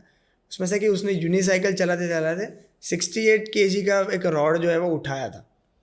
तो मेरे दिमाग में वर्ल्ड रिकॉर्ड को ब्रेक करना है कि भाई 35 किलो के जो 2 डंबल्स होते हैं वो उठा लूँ और यूनिसाइकिल करूँ, क्योंकि वो इक्वल टू 70 kg हो जाएगा उसके वेट से 2 kg एक्स्ट्रा। तो वो मैं ब्रेक करने का सोच रहा हूँ। अभी उसकी प्रैक्टिस वगैरह शुरू करूँगा, तो अभी देखते हैं हाउ इट गोज़। नहीं, वो ज़रूर होगा क्योंकि ये चीज़ है जो आप सोच सकते हो वो आप कर सकते हो। हाँ, वो तो, पर वो कितनी मेहनत लगेगी वो नहीं हमें पता होता है। वो नहीं कितना टाइम लगेगा वो सिर्फ ऊपर वाले को पता है। हाँ, बस मैं यही प्रे करूँगा कि जब जब मैं गिव अप करने का सोचूं तब मुझे तब वो एक्स्ट्रा help कर एनर्जी मिल जाए बहुत सही बात है। तो देखते हैं अभी क्या होगा, क्योंकि प्लान्स तो बहुत बड़े बड़े हैं। तो उस हिसाब से मेहनत भी इतनी लगेगी, लोग भी इतने चाहिए होंगे जो ट्रस्ट वर्दी जो हो, जुड़े आपके साथ। हाँ, जो जुड़े। तो बस यही चाहता हूँ मैं। एक मेरा पर्सनल क्वेश्चन है आपसे, वो ये है कि अब जैसे मुझे एक वर्ल्ड रिकॉर्ड बनाना है, ठीक है, मेरे पास एक सेगमेंट है कि मैं इसमें कर सकता हूँ, ठीक है, जैसे मुझे 10,000 पॉडकास्ट का वर्ल्ड रिकॉर्ड बनाना है। सो मुझे अगर उन्हें अप्रोच करना है, ओके, वर्ल्ड रिकॉर्ड जो आपको किताब देते हैं वहाँ पर मुझे उनको अप्रोच करना है, मुझे उसमें पार्टिसिपेट करना है, तो मैं कैसे उन तक पहुँचूँ? सबसे पहले तो एक काम कीजिएगा, अब जिस कैटेगरी में, जिस फॉर्म में, जो भी आपको जो टाइटल है, गिनीस है, लिम्का है, गोल्डन है, जिसमें आपको करना है वर्ल्ड रिकॉर्ड, उसका नाम आपको सिर्फ सर्च करना है गूगल पे, आएगा पूरा आइकन दिख के, क्लिक करना है उधर। फिर उधर रजिस्टर्ड आएगा, रजिस्ट्रेशन, उसमें आपका जीमेल आईडी वगैरह डाल देना है। फिर उसमें थोड़े अंदर डिटेल्स भरने के बाद कैटेगरी पूछेंगे। कैटेगरी क्या है? अगर आप बोलोगे कि you have to create a world record और you have to break a world record, अगर आप क्रिएटर हो तो आपको क्रिएटर में जाना है। अगर आप ब्रेक कर रहे हो तो नीचे वाला ऑप्शन जो आपको ब्रेक करना है उस पर क्लिक करना है। ब्रेक करोगे तो उसमें सर्च आइकन आएगा कि कौन सा वर्ल्ड रिकॉर्ड आपको ब्रेक करना है, पूरा लिख देना है उधर। फिर वो आएगा, उस पर क्लिक करना है और उधर एक जीमेल आईडी दिया हुआ होगा। वो जीमेल आईडी किसका होगा? जिसने वर्ल्ड रिकॉर्ड बनाया उसका आईडी होगा। उस पर क्लिक करना है। क्लिक करने के बाद आप सीधे उसके साथ कनेक्ट हो पाओगे। कनेक्ट होने के बाद पूरी डिटेल्स उसको पूछ लेनी है, क्या करना है उसमें, क्या किस तरीके से आपने वर्ल्ड रिकॉर्ड किया। मतलब वो हेल्प करते हैं? करता है वो हेल्प। वो करने के बाद आपको एक ब्रीफिंग आ जाएगा कि भाई अगर इसने 10,001 पॉडकास्ट किए है तो मुझे 10,002 करने, ऐसे करके आपको आइडिया आ जाएगा। तो आपको क्या करना है, आपने जितने भी पॉडकास्ट लिए ना उसका आपको एक ब्रीफ पूरा वीडियो शूट करना पड़ेगा। वैसे उनकी फ़ीस बहुत हाई होती है, लगभग 1.5-2 लाख उनकी फ़ीस होती है जो भी वर्ल्ड रिकॉर्ड आप करोगे, कि जज का यहाँ पे आना, उनका स्टे, इंटरनेशनल फ्लाइट्स, सब हमें देखना पड़ेगा। इवन वो यहाँ से अगर कुछ खरीदी भी करेगा ना, वो भी हमारे पैसे से जाएगा। हाँ, और वो एकोमोडेशन में तो वो टैक्सी वगैरह ही लेगा, रैपिडो से, बाइक से तो आ नहीं सकेगा, कभी कभी हमें भी उनको पिक करने जाना पड़ेगा। तो वो सब एक्सपेंसेस गिन के लगभग आपके 3-3.5 लाख का खर्चा हो सकता है। तो बेटर ऑप्शन ये है कि उनको ना बुलाकर अनकट वीडियो शूट करने के। फॉर एग्जाम्पल, आपका पॉडकास्ट 1 से लेके 10,002 तक के पॉडकास्ट के 1-1, 2-2 सेकंड के मिनिएचर क्लिप्स को इकट्ठा करके आपको वो वीडियो बनाना है पेन ड्राइव में। पेन ड्राइव को कुरियर करनी है उनके ऑफिस में, उनके हेडक्वार्टर्स में। वो वीडियो प्ले होगा उधर। अगर उनको प्रॉब्लम दिखा तो आपको मेल आ जाएगा कि भाई आपका वर्ल्ड रिकॉर्ड है वो अप्रूव नहीं हुआ है। अगर प्रॉब्लम नहीं होगा तो सीधा मेल आपको ऐसा आएगा कि your world record has been approved by following company, जिसकी वजह से आप थोड़े टाइम में आपको सर्टिफिकेट मिल जाएगा and you will be world record holder. पर अगर आप वर्ल्ड रिकॉर्ड किसी का ब्रेक करते हो ना, तो उसमें लिखा हुआ आएगा कि आपने इनका वर्ल्ड रिकॉर्ड ब्रेक करके ऊपर कैटेगरी में आपका फर्स्ट नेम बना लिया है। तो ऐसे करके आप रीच कर सकते हो। तो 2 ऑप्शंस मैंने दिए, या तो जज यहाँ पर आ सकते हैं, या तो हम अनकट वीडियो उनको भेज सकते हैं। पर रिस्क ज़्यादा अनकट वीडियो में होता है कि नहीं होता? नहीं, अगर फॉर एग्जांपल पता है कि भाई ये आपको कोई भी पॉडकास्ट शूट कर लो आप, ठीक है, आपको पता है कि नहीं एकदम परफेक्ट ही है। एडिटर आपको ऐसा ढूंढना है कि भाई सब क्लिप ले सके। अगर वो बाई चांस गिनती करने भी बैठे तो एग्जैक्ट 10,002 होने चाहिए। अगर 10,002 की आपने गिनती दी है और 10,001 या इतने होते हैं तो डिस्क्वालीफाई हो सकते हो आप। और फिर आप रीअप्लाई कर सकते हो कि नहीं? कर सकते हो ना, डन है, कर सकते हो जितनी बार आपको करना है, जितनी बार। और अप्लाई करने के तो लगभग शायद 300 रुपये ही है। अप्लाई आप कर सकते हो, 300 रुपीज़ में आप अप्लाई कर सकते हो, कोई इशू नहीं है, जितनी बार करना है। फिर एक golden book of world records आता है। वो वर्ल्ड रिकॉर्ड्स आपको बहुत बहुत कम एक्सपेंस में आपको एक नाम दे देगा। उसमें क्या होगा, गूगल पे भी आपका नाम आ जाएगा। गूगल पे लिखोगे कि भाई आज की डेट में भी आप लिखोगे हु इज़ रोनित जोशी, तो आ जाएगा। तो वैसे आपको रिकग्निशन दे देगा वो golden book of world record. खुद ही गूगल पे जाके खुद ही टाइप करके वो अपना कर देता है। तो ऐसा एक सिंपल वे है, आप कर सकते हो। फिर तो आपको लिम्का वगैरह सब पता ही है। तो एक ये सिंपल वे है कैसे रीच किया जाता है वर्ल्ड रिकॉर्ड कंपनीज पे। तो आपको पिच करना पड़ेगा उनको। बाकी बहुत सारे लोग हैं जो लोग बहुत कुछ करते हैं एक्स्ट्रा ऑर्डिनरी। उन लोगों को ऐसा लगता है कि वर्ल्ड रिकॉर्ड कंपनी उनको रीच करेगी। ऐसा नहीं होता, क्योंकि दुनिया में बहुत बहुत लोग ऐसे पड़े हैं जो लोगों की रिक्वेस्ट आज भी वो वर्ल्ड रिकॉर्ड कंपनीज पेंडिंग में होगी। वो पिक भी इन लोगों की ही करते हैं कि जो लोग एक्चुअली में एक्स्ट्रा ऑर्डिनरी कर पाए, तो वो हो जाएगा पिक। क्योंकि आप लोगों ने देखा होगा कि अगर फॉर एग्जांपल ये कोई सीएम है या पीएम है, कहीं पे भी ऊपर जाता है तो ऑन द स्पॉट उनको वो वर्ल्ड रिकॉर्ड मिल जाता है। वो वर्ल्ड रिकॉर्ड ऐसे ही नहीं मिलता उनको, उनके पहले लगभग 1-1.5 महीने से पूरी प्रोसेस शुरू हो जाती है। फिर वो डेट वो सिलेक्ट करते हैं कि भाई ये डेट को हमें वर्ल्ड रिकॉर्ड चाहिए, तो कुछ भी कर लेना, हमें ये डेट को चाहिए। तो वो पूरा शेड्यूल होता है। पैसे ज़्यादा लगते हैं, जितनी डेज आप जल्दी खींचोगे उतने पैसे ज़्यादा लगेंगे। तो कंपनी जिस डेट पे बोले डिलीवर होगा तो उसमें नॉमिनल चार्जेस लगेंगे, पर आपको अगर जल्दी चाहिए होगा तो पैसे ज़्यादा होंगे। तो एकदम सिंपल वे है, एकदम हो जाएगा। अगर आपको करना है तो आप मुझे भी रीच कर सकते हो, हम साथ में बैठ के कर लेंगे। कोई बात नहीं। अब करेंगे, ज़रूर करेंगे। डन पक्का। और ऐसा आपने सोचा है कि जैसे अभी आपने तो नेक्स्ट अपना बताया, पर आपने वर्ल्ड रिकॉर्ड का कोई वर्ल्ड रिकॉर्ड सोचा है? क्योंकि मुझे लग रहा है जिस हिसाब से आप जा रहे हो ना, आई थिंक एटलीस्ट अगर क्या कहते हैं वर्ल्ड या इंडिया, आप मोस्टली वर्ल्ड ही करोगे। पर ऐसा कोई वर्ल्ड रिकॉर्ड का कोई वर्ल्ड रिकॉर्ड है? अभी वो मैं देख लूँगा वो शायद, क्योंकि बाय चांस मुझे ऐसा लग रहा है कि 21 की उम्र में शायद किसी ने किए हैं, ज़्यादा किए हैं, शायद किए हैं। जब तक मुझे पता है अभी 29 और 21 है या पता नहीं, मैं आज देख लूँगा। अगर हो जाता होगा तो कर लूँगा अप्लाई। क्योंकि वो भी एक वर्ल्ड रिकॉर्ड बन जाएगा। हाँ, हो सकता है, ये भी हो सकता है। वर्ल्ड रिकॉर्ड के भी वर्ल्ड रिकॉर्ड। हाँ, ये हो सकता है। ये आइडिया मुझे अभी आया, आपने दिया तो ये देख सकता हूँ, मैं देख लूँगा मैं। जैसे आपने कहा कि आप साइकोलॉजिस्ट हो, आप ठीक है मास्टर्स कर रहे हो और लोगों के सेशंस भी ले रहे हो। हमने जेन जी की तो बात की, पर कई ऐसे भी आपके क्लाइंट होंगे जो एज में बड़े होंगे, है ना? क्या लग रहा है आपको, क्यों डिप्रेशन, एंजाइटी लोगों में इतनी ज़्यादा बढ़ रही है? देखो, सबसे पहले तो उम्र में बड़े लोग जो होते हैं ना, वो सबसे पहले वर्क लाइफ बैलेंस नहीं कर पाते। उनकी जो जॉब लाइफ जो होती है, उनको पर्सनल लाइफ से वो लोग हमेशा at the end they end up connecting both the lifes. तो वो दोनों लाइफ को जितना सेपरेट रखोगे ना, अच्छा रहेगा। ऑफिस की बातें ऑफिस तक रखो, घर की बातें घर तक रखो। अभी घर की बात ऑफिस तक और ऑफिस की बात घर तक लाओगे तो कलेश होने हैं। अगर फॉर एग्जांपल हस्बैंड जॉब कर रहा है, वाइफ घर पे होम मेकर है, फ्रस्ट्रेशन इतना है कि हस्बैंड जब घर पे आता है तब वाइफ के सामने उसका फ्रस्ट्रेशन निकालता है। अब व्हाट इफ वाइफ का मूड ना हो उस दिन, कुछ भी हो, तो वाइफ मुंह पे बोल दे कि आज मेरा मूड नहीं है कुछ भी सुनने का, अभी मत बोलो कुछ भी।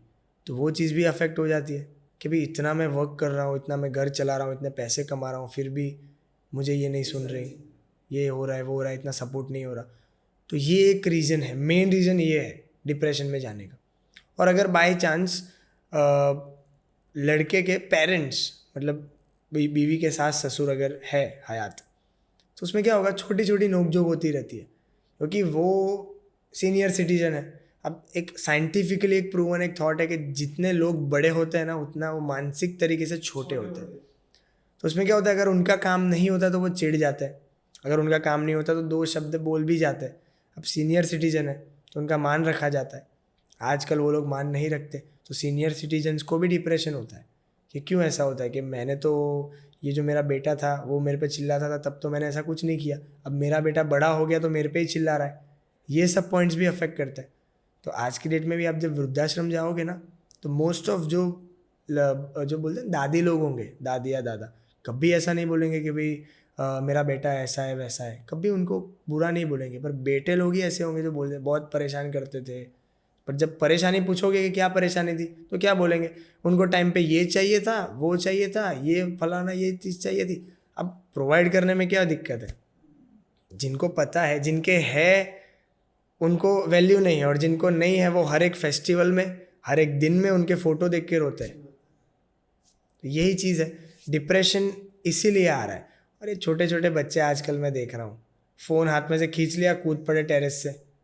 बहुत आजकल एक वीडियो भी वायरल हो रहा है कि एक 8th स्टैंडर्ड का लड़का उसके पापा को बोल रहा है कि पापा मेरी मैडम को पटवा दो ना, बहुत अच्छी दिख रही है। 8th स्टैंडर्ड का लड़का है, जिस दौर से मैं सस्पेंड हुआ था जिस टाइम पे, उस टाइम का लड़का ऐसा बोल रहा है मुझे मैडम पटवा के दो, मैडम अच्छी लग रही है। तो मतलब थॉट्स आप देखो, पेरेंट्स की अपब्रिंगिंग बहुत मैटर करती है। अगर मेरे मम्मी पापा ने मुझे टाइम होने पर घर पे नहीं बुला लिया होता, मेरी गलतियों पे मुझे मारा नहीं होता, तो आज भी मैं जेंजी होता, मैं यहाँ पर बैठा ही नहीं होता। तो ये सब बहुत अफेक्ट करता है, कहाँ पर किस पॉइंट पे आपकी बॉर्डर ख़त्म हो जाती है वो आपको पता रहना चाहिए। इसलिए तो आजकल LGBTQ की संख्या बढ़ रही है, आपको पता होगा वो भी, कि क्या करना है पता नहीं, आपका जेंडर क्या है पता नहीं, सॉर्ट कर रहा हूँ अभी मैं। आजकल ऐसा हो गया है। बाकी ये किस चीज़ का, वो US का कि किसी का प्रेसिडेंट ने क्या बोला है कि there are only 2 genders, male and female. Donald Trump ने ऐसा बोला कि सिर्फ 2 जेंडर है, मेल और फीमेल, दूसरा उसको नहीं पता, ख़त्म। मैं अगेंस्ट नहीं हूँ किसी चीज़ के, पर जो चीज़ें स्पिरिचुअल है, हम जो जिसको बोलते हैं वो किन्नर बोलते हैं, वो चीज़ें स्पिरिचुअल है, उसको हम मानते हैं, दिल से मानते हैं, पर उस चीज़ को भी लोगों ने धंधा बना दिया है। ये सब कम्युनिटी जो है वो नाम खराब तो नहीं कर रही, अच्छा है वो लोग है, वो लोग ज़्यादा अच्छे रहते हैं। आपको बता दो, स्ट्रेट लोगों से ज़्यादा वो लोग अच्छे होते हैं, क्योंकि वो लोगों को पता होता है कि डिप्रेशन से गुजर के उनकी लाइफ कैसे अच्छे से जी जाती है। उन लोगों ने सब दौर फेस पास किए होते हैं। क्योंकि जो लोग अगर फॉर एग्जांपल गे होते हैं, उन लोगों को सोसाइटी के ताने कितने सुनने पड़ते हैं, वो सब फेस करने के बाद, स्टडीज़ फेस करने के बाद, वो सब इज इक्वल टू क्या होता है, वो लोग एकदम एक स्टेडी पॉइंट पे खड़े होते हैं कि नहीं भाई कोई बात नहीं, बोलते हैं बोलने दो। तो वो लोगों को ज़्यादा पसंद होता है कि भाई अगर हम लोग, हमारे जैसे लोग उनसे बात करें, उनको जानने की कोशिश करें, तो वो आई एम डैम श्योर कि आप भी उनको पूछोगे ना भाई how is your life going right now, रो देगा वो। क्यों? क्योंकि उसको पता है कि भाई अगर कोई पूछ रहा है मुझे, तो वो क्यों पूछेगा मुझे, अगर उसको कुछ मुझ में दिखा होगा कि मैं सफ़र कर रहा हूँ, इसलिए उसको ऐसा हुआ कि मैं पूछूँ। तो आजकल डिप्रेशन क्या है कि भाई फ़ोन छीन लेना, मम्मी पापा का मार देना, टीचर का कुछ 2-3 शब्द ज़्यादा ज़ोर से बोल देना, वो डिप्रेशन हो गया है बस। बाकी डिप्रेशन अगर देखने जाए तो मेरे हिसाब से कुछ है ही नहीं। डिप्रेशन तो हमने बनाया, बाकी हमारे ज़माने में था डिप्रेशन? कोई वर्ड डिप्रेशन था ही नहीं। ये हो रहा है ना, ये चीज़ हो रही है हर एक सेगमेंट में हो रहा है। पहले जब हमारे पापा कोई चीज़ कहते थे ना तो बोलते थे टेंशन है। हाँ अब टेंशन 2 पार्ट में डिवाइड हो गया है, डिप्रेशन और एंजाइटी, है ना। कि अब उसमें भी टर्म आ रही है कि ट्रॉमा, हाँ उसमें भी फिर और ज़्यादा, क्योंकि अब ये है कि लोगों के पास नॉलेज बढ़ रहा है। कि जो आपको पता होता था कि ये डिप्रेशन है, एंजाइटी है, साइकोलॉजिस्ट को, वो अब सबको पता चल गया। और उसको टर्म देके। और मैं एक चीज़ मानता हूँ कि कई बार लोग नहीं होते हैं पर वो खुद को फील करवाते हैं, सिंपैथी गेन करनी है बस लोगों को। कि कई, मैं ये बोलता हूँ कि कुछ होते भी हैं, कुछ जेन्युइन सिचुएशन से गुजरते हैं, पर कई बार ऐसा होता है ना, जैसे हमने बात की ना प्यार के बारे में, ठीक है। तो उसमें मेरा मानना ऐसा है कि जब अगर मैं वैसे सिचुएशन में हूँ कि मेरा ब्रेकअप हुआ है, तो मुझे नहीं अगर मैं गलती से अरिजीत के गाने सुन लिए तो मुझे ना जो मेरा फीलिंग नहीं है ना उसको विजुअलाइज करवा रहा है, हो जाएगा। और मैं शायद उतना फील नहीं भी कर रहा हूँ, पर वो शब्द, वो विजुअल्स मुझे और ज़्यादा फील करवा रहे हैं उन चीज़ों को। वही तो है, इमेजिनेशन में इतनी पावर है ना कि आपको एक ही सेकंड में अच्छा फील करवा सकते हो और एक ही सेकंड में बुरा। अपने खुद के थॉट्स इतने रिस्पॉन्सिबल है कि भी अगर आप ऐसा मतलब सुबह सुबह इतना ऐसा थॉट के साथ उठो कि आज मैं पूरी दुनिया जीत लूँगा, तो कोई भी एनर्जी, कोई भी इंसान आपको रोक नहीं सकता दुनिया हासिल करने में। पर अगर आप सुबह ही ऐसे उठो कि भाई उसका मैसेज नहीं आया, मुझे मज़ा नहीं आ रहा, ठीक नहीं लग रहा, क्या होगा पूरे दिन, तो क्या होगा फिर। तो ये सब आइडियोलॉजीज़ पे आपको वर्क करने की ज़रूरत है कि भाई कैसे होगा अच्छे से। आपको खुद को मैनिफेस्ट करना पड़ेगा। और लोगों का तो क्या है, वो तो सोचते रहेंगे। मैं हर जगह ये तो बोलता ही हूँ, ये मेरा फिक्स डायलॉग है कि लोग क्या सोचते हैं वो आपको सोचने की ज़रूरत नहीं है, क्योंकि अगर लोग क्या सोचेंगे वो भी आपने सोचना शुरू किया तो फिर लोग क्या सोचेंगे। तो लोगों को अपना काम करने दो। लोग तो है वो सोचने के लिए ही पैदा हुआ है, पर हट के ज़िंदगी वो लोग जीते कि जो सोची हुई ज़िंदगी को रियल में बदल सकते हैं। बाकी सोच तो मैं भी सकता हूँ कि हाँ भाई मेरा पूरा प्राइवेट जेट खरीद लूँ, पर वर्क करूँगा तब मैं वो खरीदने के पैसे आएंगे, तब मैं ज़्यादा हार्ड वर्क कर पाऊँगा। बाकी ऐसे तो नहीं होगा ना। बाकी अगर ऐसे चुटकी बजाने में हो जाता तो आज कितने लोग अमीर होते। तो डिप्रेशन कुछ है ही नहीं। हमारे टाइम में डिप्रेशन क्या था, 2 थप्पड़ मार लेते थे, चुपचाप जो था वो लाइन पे लग जाते थे हम, खत्म। उस वक्त डिप्रेशन कुछ था ही नहीं। तो आजकल लोग क्या बोलते हैं कि भाई चाइल्डहुड, बचपन ही अच्छा था, उसमें फ़ोटोज़ अच्छे नहीं थे पर हमारी स्माइल रियल थी। वो सब चीज़ें ये लोग जानबूझ के रेजोनेट करवा रहे हैं अभी आजकल की लाइफ से, क्योंकि उन लोगों को चाहिए कि उन लोगों को लोग सिंपैथी दे, भाई भाई सब बढ़िया है, सब ठीक है। वो टाइम ही अच्छा था। हाँ वो मतलब क्या कर सकते हैं, अभी ये सब चल रहा है आजकल। तो मैं तो यही चाहता हूँ कि भाई पूरी दुनिया से डिप्रेशन का नामो निशान हट जाए। जिस दिन हटेगा ना उस दिन लोगों को पता चलेगा कि व्हाट रियल हैप्पीनेस इज़। जो लोग बोलते हैं ना कि छोटी छोटी चीज़ों में खुशियाँ हर चीज़ों में है। अभी मेरे को ये माइक देख के भी खुशी अगर महसूस कर सकता हूँ तो मुझे होगी। आपके ऊपर है कि आपको महसूस कब करनी है। हाँ, मैं जैसे ये शुरुआत में जब आज आपने कहा ना, वैसे मैं डिप्रेशन में नहीं मानता, पर मैं मानता हूँ कि हर इंसान की लाइफ में एक सिचुएशंस आती है।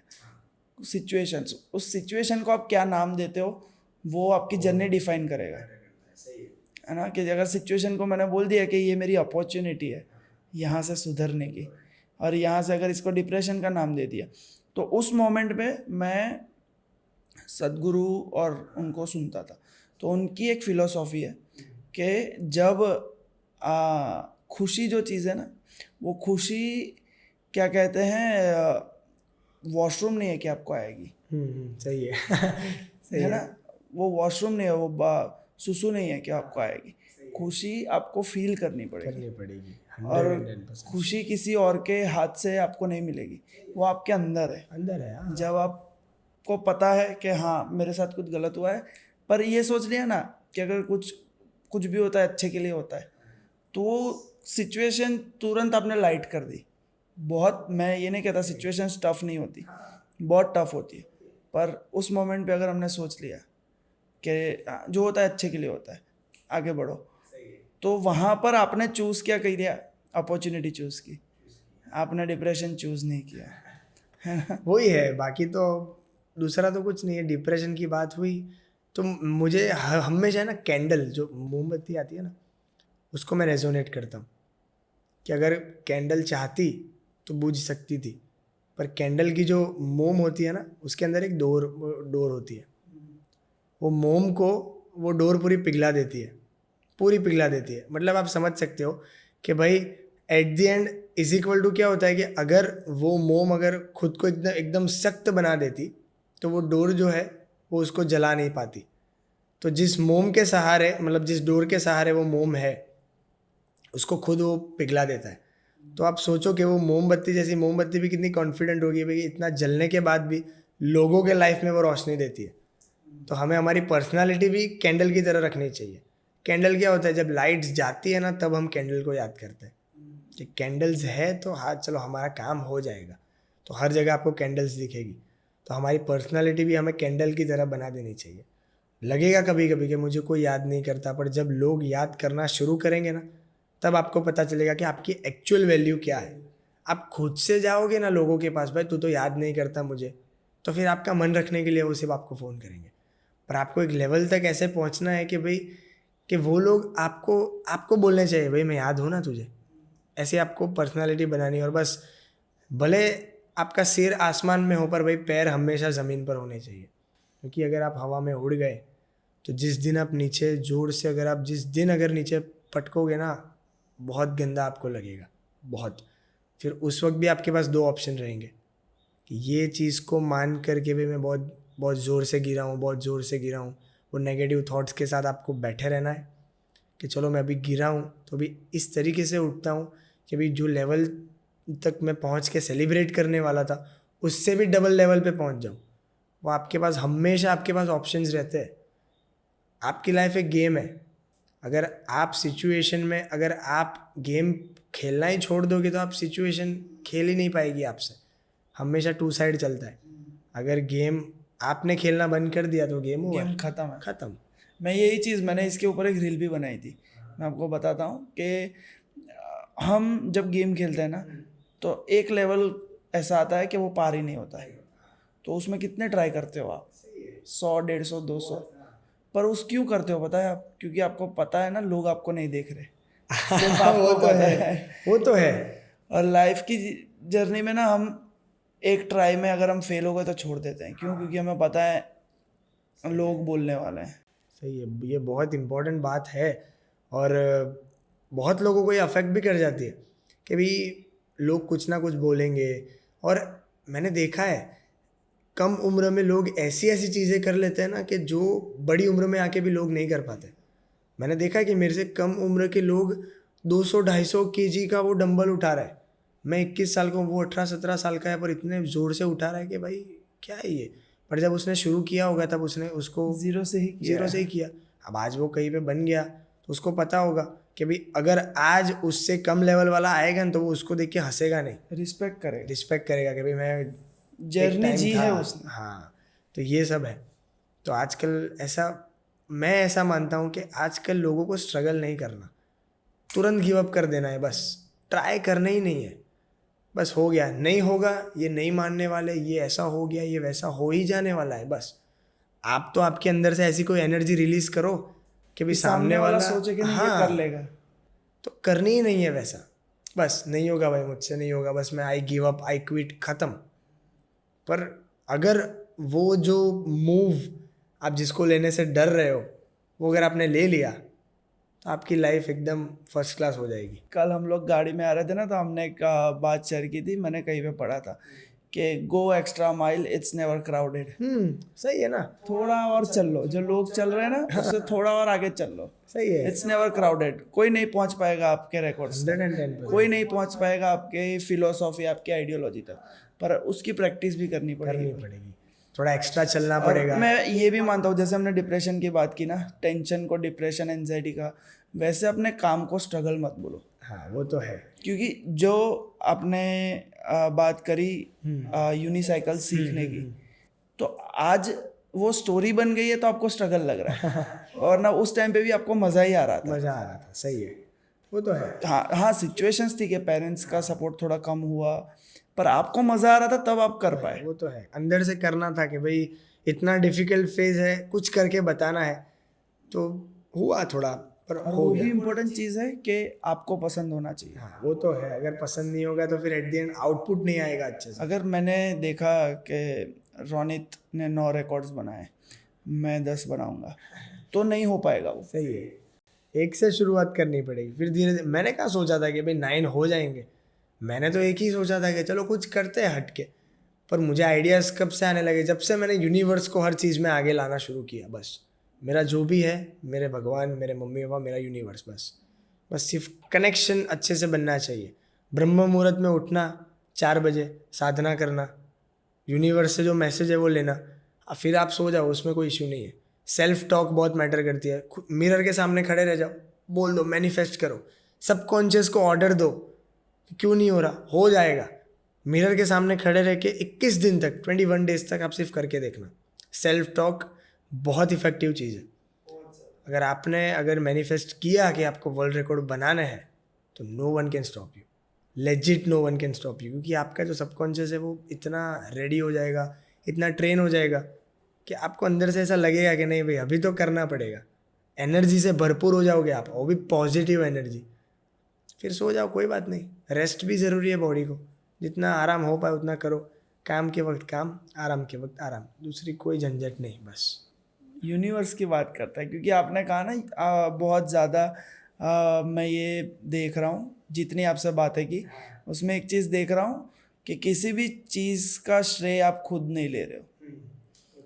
वो सारी चीज़ आप भगवान, यूनिवर्स और पेरेंट्स, बहन, सबके ऊपर छोड़ रहे हो। नहीं, वो मैं लूँगा भी नहीं कभी, क्योंकि मैं वो सब लेना चाहता भी नहीं। क्योंकि आज मैं जिनके वजह से हूँ यहाँ पर, उन्हीं को श्रेय दूंगा। मेरे टीचर्स भी बहुत बहुत इम्पोर्टेंट रोल प्ले किया उन्होंने। क्योंकि अगर, शायद मैं ऐसा मानता हूँ कि अगर उन्होंने कंप्लेन ना की होती तो मैं सस्पेंड ना होता तो आज शायद नहीं होता मैं यहाँ पे। और ऐसा नहीं कि सस्पेंशन ही वो नेगेटिव चीज़ थी। जिस स्कूल से मैं सस्पेंड हुआ ना, उसी स्कूल ने मुझे अप्रिशिएट किया जब मेरा वर्ल्ड रिकॉर्ड हुआ।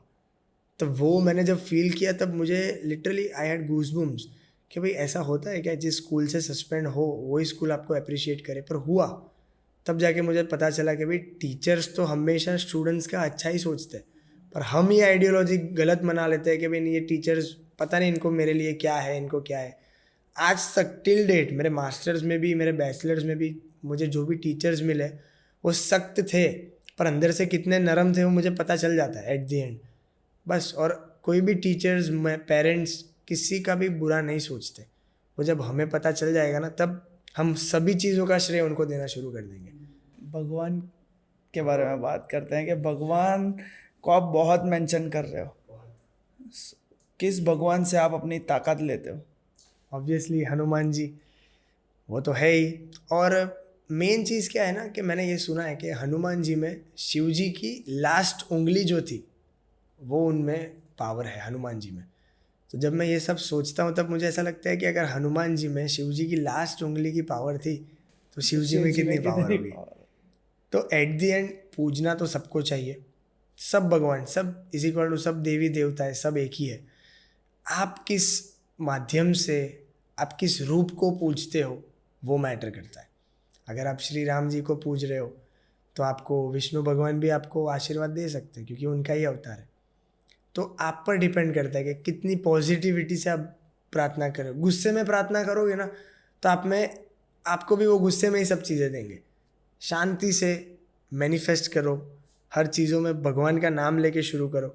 सुबह जो आपकी होती है वो भगवान का नाम लेके शुरू करो, तो आपको अच्छा लगेगा।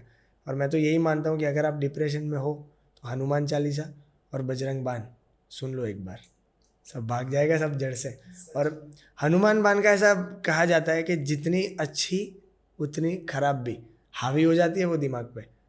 अगर आप चला रहे हो, एक्टिवा है, बाइक है, चला रहे हो, 80 पे चला रहे हो, हनुमान बाण चल रहा है, 120 चली जाएगी आपकी स्पीड।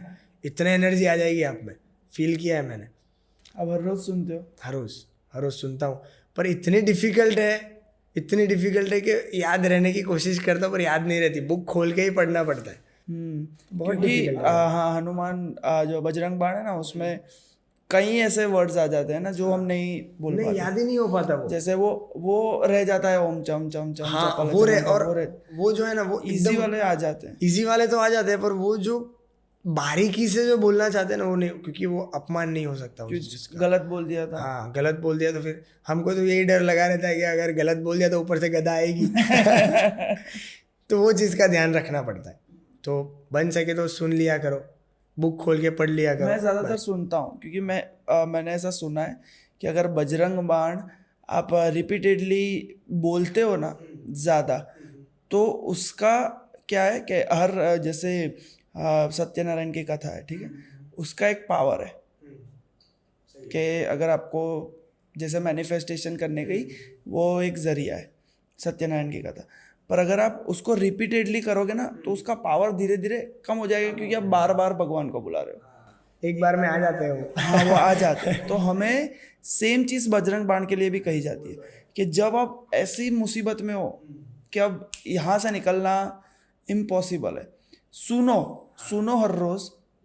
सुनने में ज़्यादा उतना प्रॉब्लम नहीं है, पर जितना आप ज़्यादा रिपीट करते हैं ना, बोलते हैं ना हम जितना ज़्यादा, उसमें इशू नहीं आता है, पर यह है कि पावर कम हो जाए। फिर हमें वो जो चीज़ जल्दी मिलने वाली होती है ना वो नहीं वो मिलती। थोड़ा टाइम, क्योंकि भगवान कहेंगे कि ये हर रोज़ बुलाता है मुझे।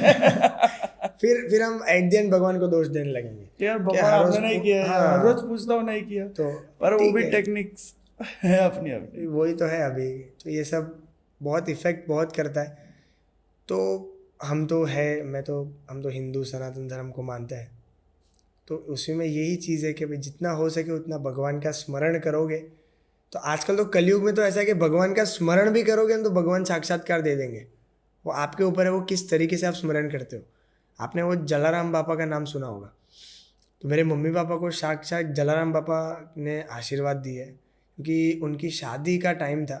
शादी के वक्त वो लोग निकले थे भगवान के दर्शन करने। अंबाजी उन्होंने कंप्लीट किया था। अंबाजी से वो लोग आए वीरपुर, जहाँ पर जलाराम जी का जन्म स्थान है, जहाँ पर रहते थे। वीरपुर आने के बाद एक चीज़ उन्होंने नोटिस की कि भाई उनके पास पैसे नहीं है। कितने पैसे थे? उतने पैसे में या तो वो वडोदरा जा सकते थे, या तो अगर वीरपुर रुकते हैं तो सिर्फ खा सकते थे। उतने ही पैसे थे, पर दर्शन तो करने थे। धर्म संकट, क्या करें। तब एक आदमी आता है, उनकी हेल्प करता है, उनको बोलता है कि क्या हुआ। बोलते हैं पापा ने सारी प्रॉब्लम्स उनके साथ शेयर की, पैसे नहीं है, क्या करे पता नहीं चल रहा। तो वो इंसान ने खाना खिलाया, पूरी रात उनके गेस्ट हाउस में जगह दी, दूसरे दिन दर्शन करने ले गया। इतनी भीड़ थी, पर जब मम्मी पापा अंदर गए तब पूरा मंदिर खाली हो गया था। 15-20 मिनट मंदिर में बैठे, फिर गए। वो इंसान, वो जो बंदा आया था, उसको थैंक यू किया, वो सब हुआ। पैसे नहीं लिए उन्होंने। तो फिर वो घर पे गए। उसके बाद थोड़ा प्रोग्रेस होने लगा, गाड़ी ले ली पापा ने। फिर क्या हुआ, वापस एक वीरपुर का प्लान बना, सिर्फ मम्मी पापा का। गए फिर पापा ने ऑन दी वे ये सोचा कि चलो ना, वो जो भाई ने हमारी हेल्प की थी वो भाई को मिल के आते। तो वो गए। तो पापा को लिटरली मतलब ऐसा कुछ पता ही नहीं चला कि क्या हो गया वो मोमेंट पे, कि जो गेस्ट हाउस में वो रुके थे, उनके बाजू में जो दुकान थी, उनको पूछा कि यहाँ पे गेस्ट हाउस हुआ करता था, वो कहाँ गया। तो उन्होंने ऐसा बोला, भाई इधर गेस्ट हाउस ही नहीं था, इधर गेस्ट हाउस कभी था ही नहीं। तो सोचो, मुझे गूज़बम्स आ रहे हैं। कभी गेस्ट हाउस उधर लेजिट नहीं था। तो कहाँ गया वो इंसान, कहाँ गया वो खाना, कहाँ गई वो जगह जहाँ पर मम्मी पापा ने एक रात रुके थे वो लोग, कहाँ गई वो जगह। आज की डेट में, अभी मैं रिसेंटली जाके आया, पापा ने वो गली मुझे दिखाई थी, ये गली है वो, जाएंगे गेस्ट हाउस है ही नहीं। और ये अगर पापा ने मुझे बोला होता तो चलो मैं समझ सकता था, पर पापा और मम्मी ने मुझे पहले ये चीज़ ये लगाई है, बना रहे होंगे मुझे।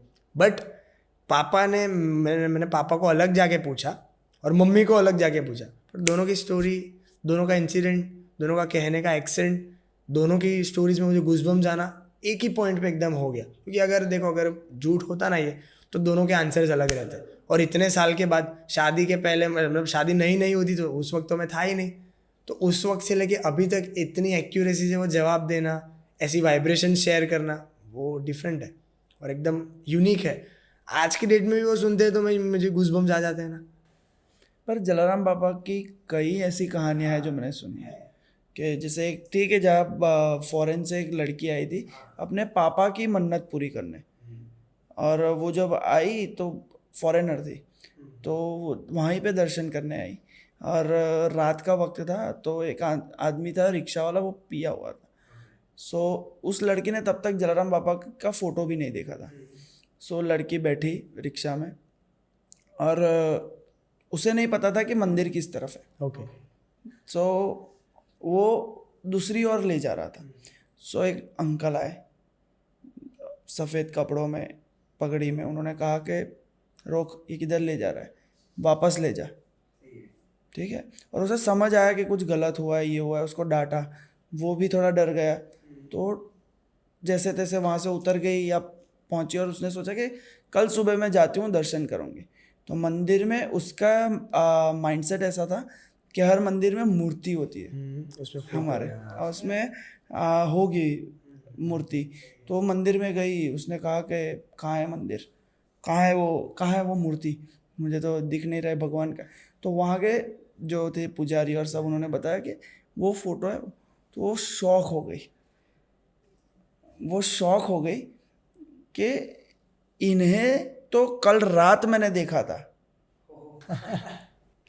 ये यहाँ पर कैसे, इन्हें तो कल रात मैंने देखा, उन्होंने ही मेरी मदद की, ये यहाँ पर कैसे। फिर काफ़ी लंबे टाइम तक वो लड़की वहीं पर रुक गई थी, वीरपुर में ही रुक गई थी बस, मतलब भावुक हो गई थी। और ये चीज़ हमारे गुजराती साहित्यकार है सायराम दवे, उन्होंने ये स्टोरी कही थी। क्या बात है भाई। लाइक कितना पावर होता है जब आप जाते हो। वैसे तो इंडिया का हर शहर, पर गुजरात में मुझे ऐसा लगता है कि एक स्पेशल टच है। वो तो है। सौराष्ट्र साइड, और जो आप कहते हैं ना जूनागढ़, सौराष्ट्र साइड, उस साइड जब आप जाओगे ना, तो आपको ऐसे बहुत महात्माएं बहुत बहुत है। और पावर्स की बात करूँ तो मैं मेरी बात करता हूँ। वो मैंने बोला, वो ब्लाइंड फोल्ड की बात की थी मैंने, उसमें एक मैं आगे थोड़ा एक्स्ट्रा ऑर्डिनरी थिंग में आगे बढ़ा था। माइंड रीड करना सीखा था मैं। आप यहाँ पर बैठे बैठे क्या सोच रहे हो, क्या आपका एम्बिशन है, मैं यहाँ पर बैठे बैठे सोच लेता था, माइंड रीड कर लेता था। तो ये तो बात आज तक मैंने पापा को ही नहीं बताई कि उसके जो ड्रॉबैक्स है वो क्या है। तो माइंड रीड करता था। अगर कोई बंदा, कोई भी मैं बोलूँ कि भाई ये जो प्लेइंग कार्ड्स है उसमें से कोई भी एक कार्ड सिलेक्ट करो, तुमने सिलेक्ट करके पॉकेट में रख दिया, आपने कौन सा सिलेक्ट किया है वो भी मुझे पता चल जाए। इस तरीके से, इस एक्यूरेसी से मैं माइंड रीड करता था। इस दीवार के उस पार क्या चल रहा है सिर्फ यहाँ पे बैठ के मुझे पता चल जाता था। इस लेवल तक मैं आगे बढ़ गया था। ONGC से एक प्रोजेक्ट भी टाइप में करने वाला था, क्योंकि ONGC कई जगह पे खोद काम करती है, पेट्रोल है या नहीं वो देखने के लिए। वो लोग मुझे ले जाने वाले थे, सिर्फ मैं उधर देख के बता देने वाला था कि उधर पेट्रोल है या नहीं। इस तरीके से मैं उधर हाई अपग्रेड पहुंच गया था। यूट्यूब पर भी मेरे वीडियोस मिल जाएंगे, आप रोनित जोशी माइंड रीडिंग लिखोगे ना, मिल जाएगा आपको। उसका एक ड्रॉबैक आपको बताता हूँ, बहुत बहुत गंदा वाला ड्रॉबैक। क्या होता था उसमें कि जिसका मैं माइंड रीड करता था उसका टेम्पररी या परमानेंट एक्सेस ब्रेन का मेरे पास आ जाता था। अब अगर प्रोग्राम ख़त्म करके या कुछ भी होने के बाद घर पे जाते थे वो लोग, बाई चांस उनको कुछ लगता वगता था, फील मुझे होता था। अगर उनको कहीं पे चोट लगती थी मुझे फील होता था, तुरंत ऐसे मुझे शिवर हो जाती थी मेरी बॉडी। और जहाँ पर उनको लगता था उधर मेरे को, फॉर एग्जाम्पल अगर उनको हाथ पे लगा तो मुझे हाथ पे लगता था, मतलब ऐसे फील होता था कि कुछ लगा है, पर प्लेन रहता था, ये ऐसा हो जाता था। डेंजर बात तब हुई जब मैंने जिस सीनियर सिटीजन का माइंड रीड किया वो ऑफ हो गए, तब डेंजर सिचुएशन शुरू हुई। उसमें हुआ ऐसा कि, ऐसा बोल सकते हो कि आज मैंने माइंड रीड किया और आने वाले 2 दिन में वो ऑफ हो गए, ख़त्म। तो वो जिस दौर से गुजर रहे थे वो मैं फील कर रहा था, लेजिट फील कर रहा था। और वो मेरे थोड़े करीबी थे, तो मैं मान सकता हूँ कि भाई वो ही है वो। धीरे धीरे मुझे हेलुसिनेशन स्टार्ट हुए उनकी डेथ के तुरंत बाद, तुरंत विद इन अ मोमेंट, थोड़े ही टाइम बाद। थोड़े टाइम मतलब ऐसा नहीं कि दिन बाद, ऑफ हुए लगभग 2-3 बजे, मुझे 5-6 बजे हेलुसिनेशन शुरू हो गए। मैं इधर बैठा हूँ पर मेरा अनदर सेल्फ, मेरा अनदर वर्जन वहाँ पे खड़ा है, मुझे वैसा दिखता था। वो इधर से उधर हो रहा है, पब्लिक के सामने बैठ रहा है, वो मुझे फील होता था। लेफ़्ट साइड की करवट लेके सोता था तब मुझे ऐसे कोई ऐसे बुलाता नहीं है, ऐसे फील होना शुरू हुआ, हेलुसिनेशन स्टार्ट हुआ। आज की डेट में भी मैं नेगेटिव एनर्जी को अगर कैच करता हूँ ना तो मेरे गूज़बम्स आ जाते हैं, आँख में से पानी आ जाता है, ऐसा हो जाता है। नेगेटिव पॉजिटिव दोनों, जो चीज़ें गूज़बम्स वाली होगी ना उस चीज़ में पानी आ जाएगा। आपने अभी जलाराम जी की चीज़ बोली तो मेरे आँख में पानी आ गया था, क्योंकि वो चीज़ एकदम, वो सेगमेंट मेरा एकदम सेंसिटिव बन चुका है कि मुझे हेलुसिनेशन वाले फेज से भी मैं गुजर चुका हूँ। मैं टेरेस पे जब जाता था तब मेरे को लेजिट मेरा दूसरा वर्जन दिखता था, आसपास मेरे है, बोलता नहीं था वो कुछ भी, पर था। वो मेरे ही मनगढ़ंत चीज़ है, मुझे पता है वो, पर उसका क्या करूँ पता नहीं। बीच में चाकू रख के सोना भी शुरू किया, तकिए के नीचे चाकू रखते तो नेगेटिव थॉट्स नहीं आते, वैसा सब लोग बोलते हैं। शुरू किया, नहीं हुआ कुछ। अगर आपका मन ही ऐसा सब सोच रहा है तो चाकू क्या, खंजर भी कोई चीज़ अफेक्ट नहीं करेगी।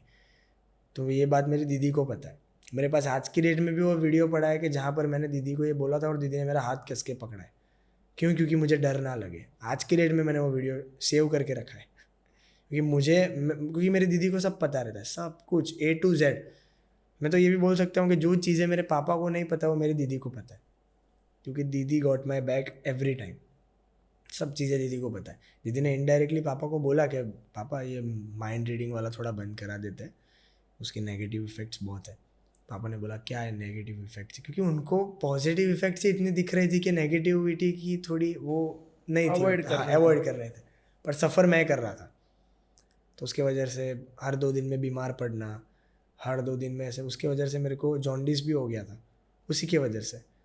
तो धीरे धीरे धीरे धीरे करके, इसलिए फिर मैंने हर चीज़ों में भगवान को आगे रखना शुरू किया। पहले मानता ही था, पर अभी प्रायोरिटी लिस्ट में आ गए वो। कुछ भी होगा आप संभाल लेना, पूरा सरेंडर हो गया उनको कि अभी मुझसे, अभी क्योंकि एक की एक चीज़ रिपीटेडली साइकिल में आप अगर सफरिंग ही सिलेक्ट करोगे और वो रिपीटेडली होता रहेगा तो आप खुद हील नहीं हो पाओगे।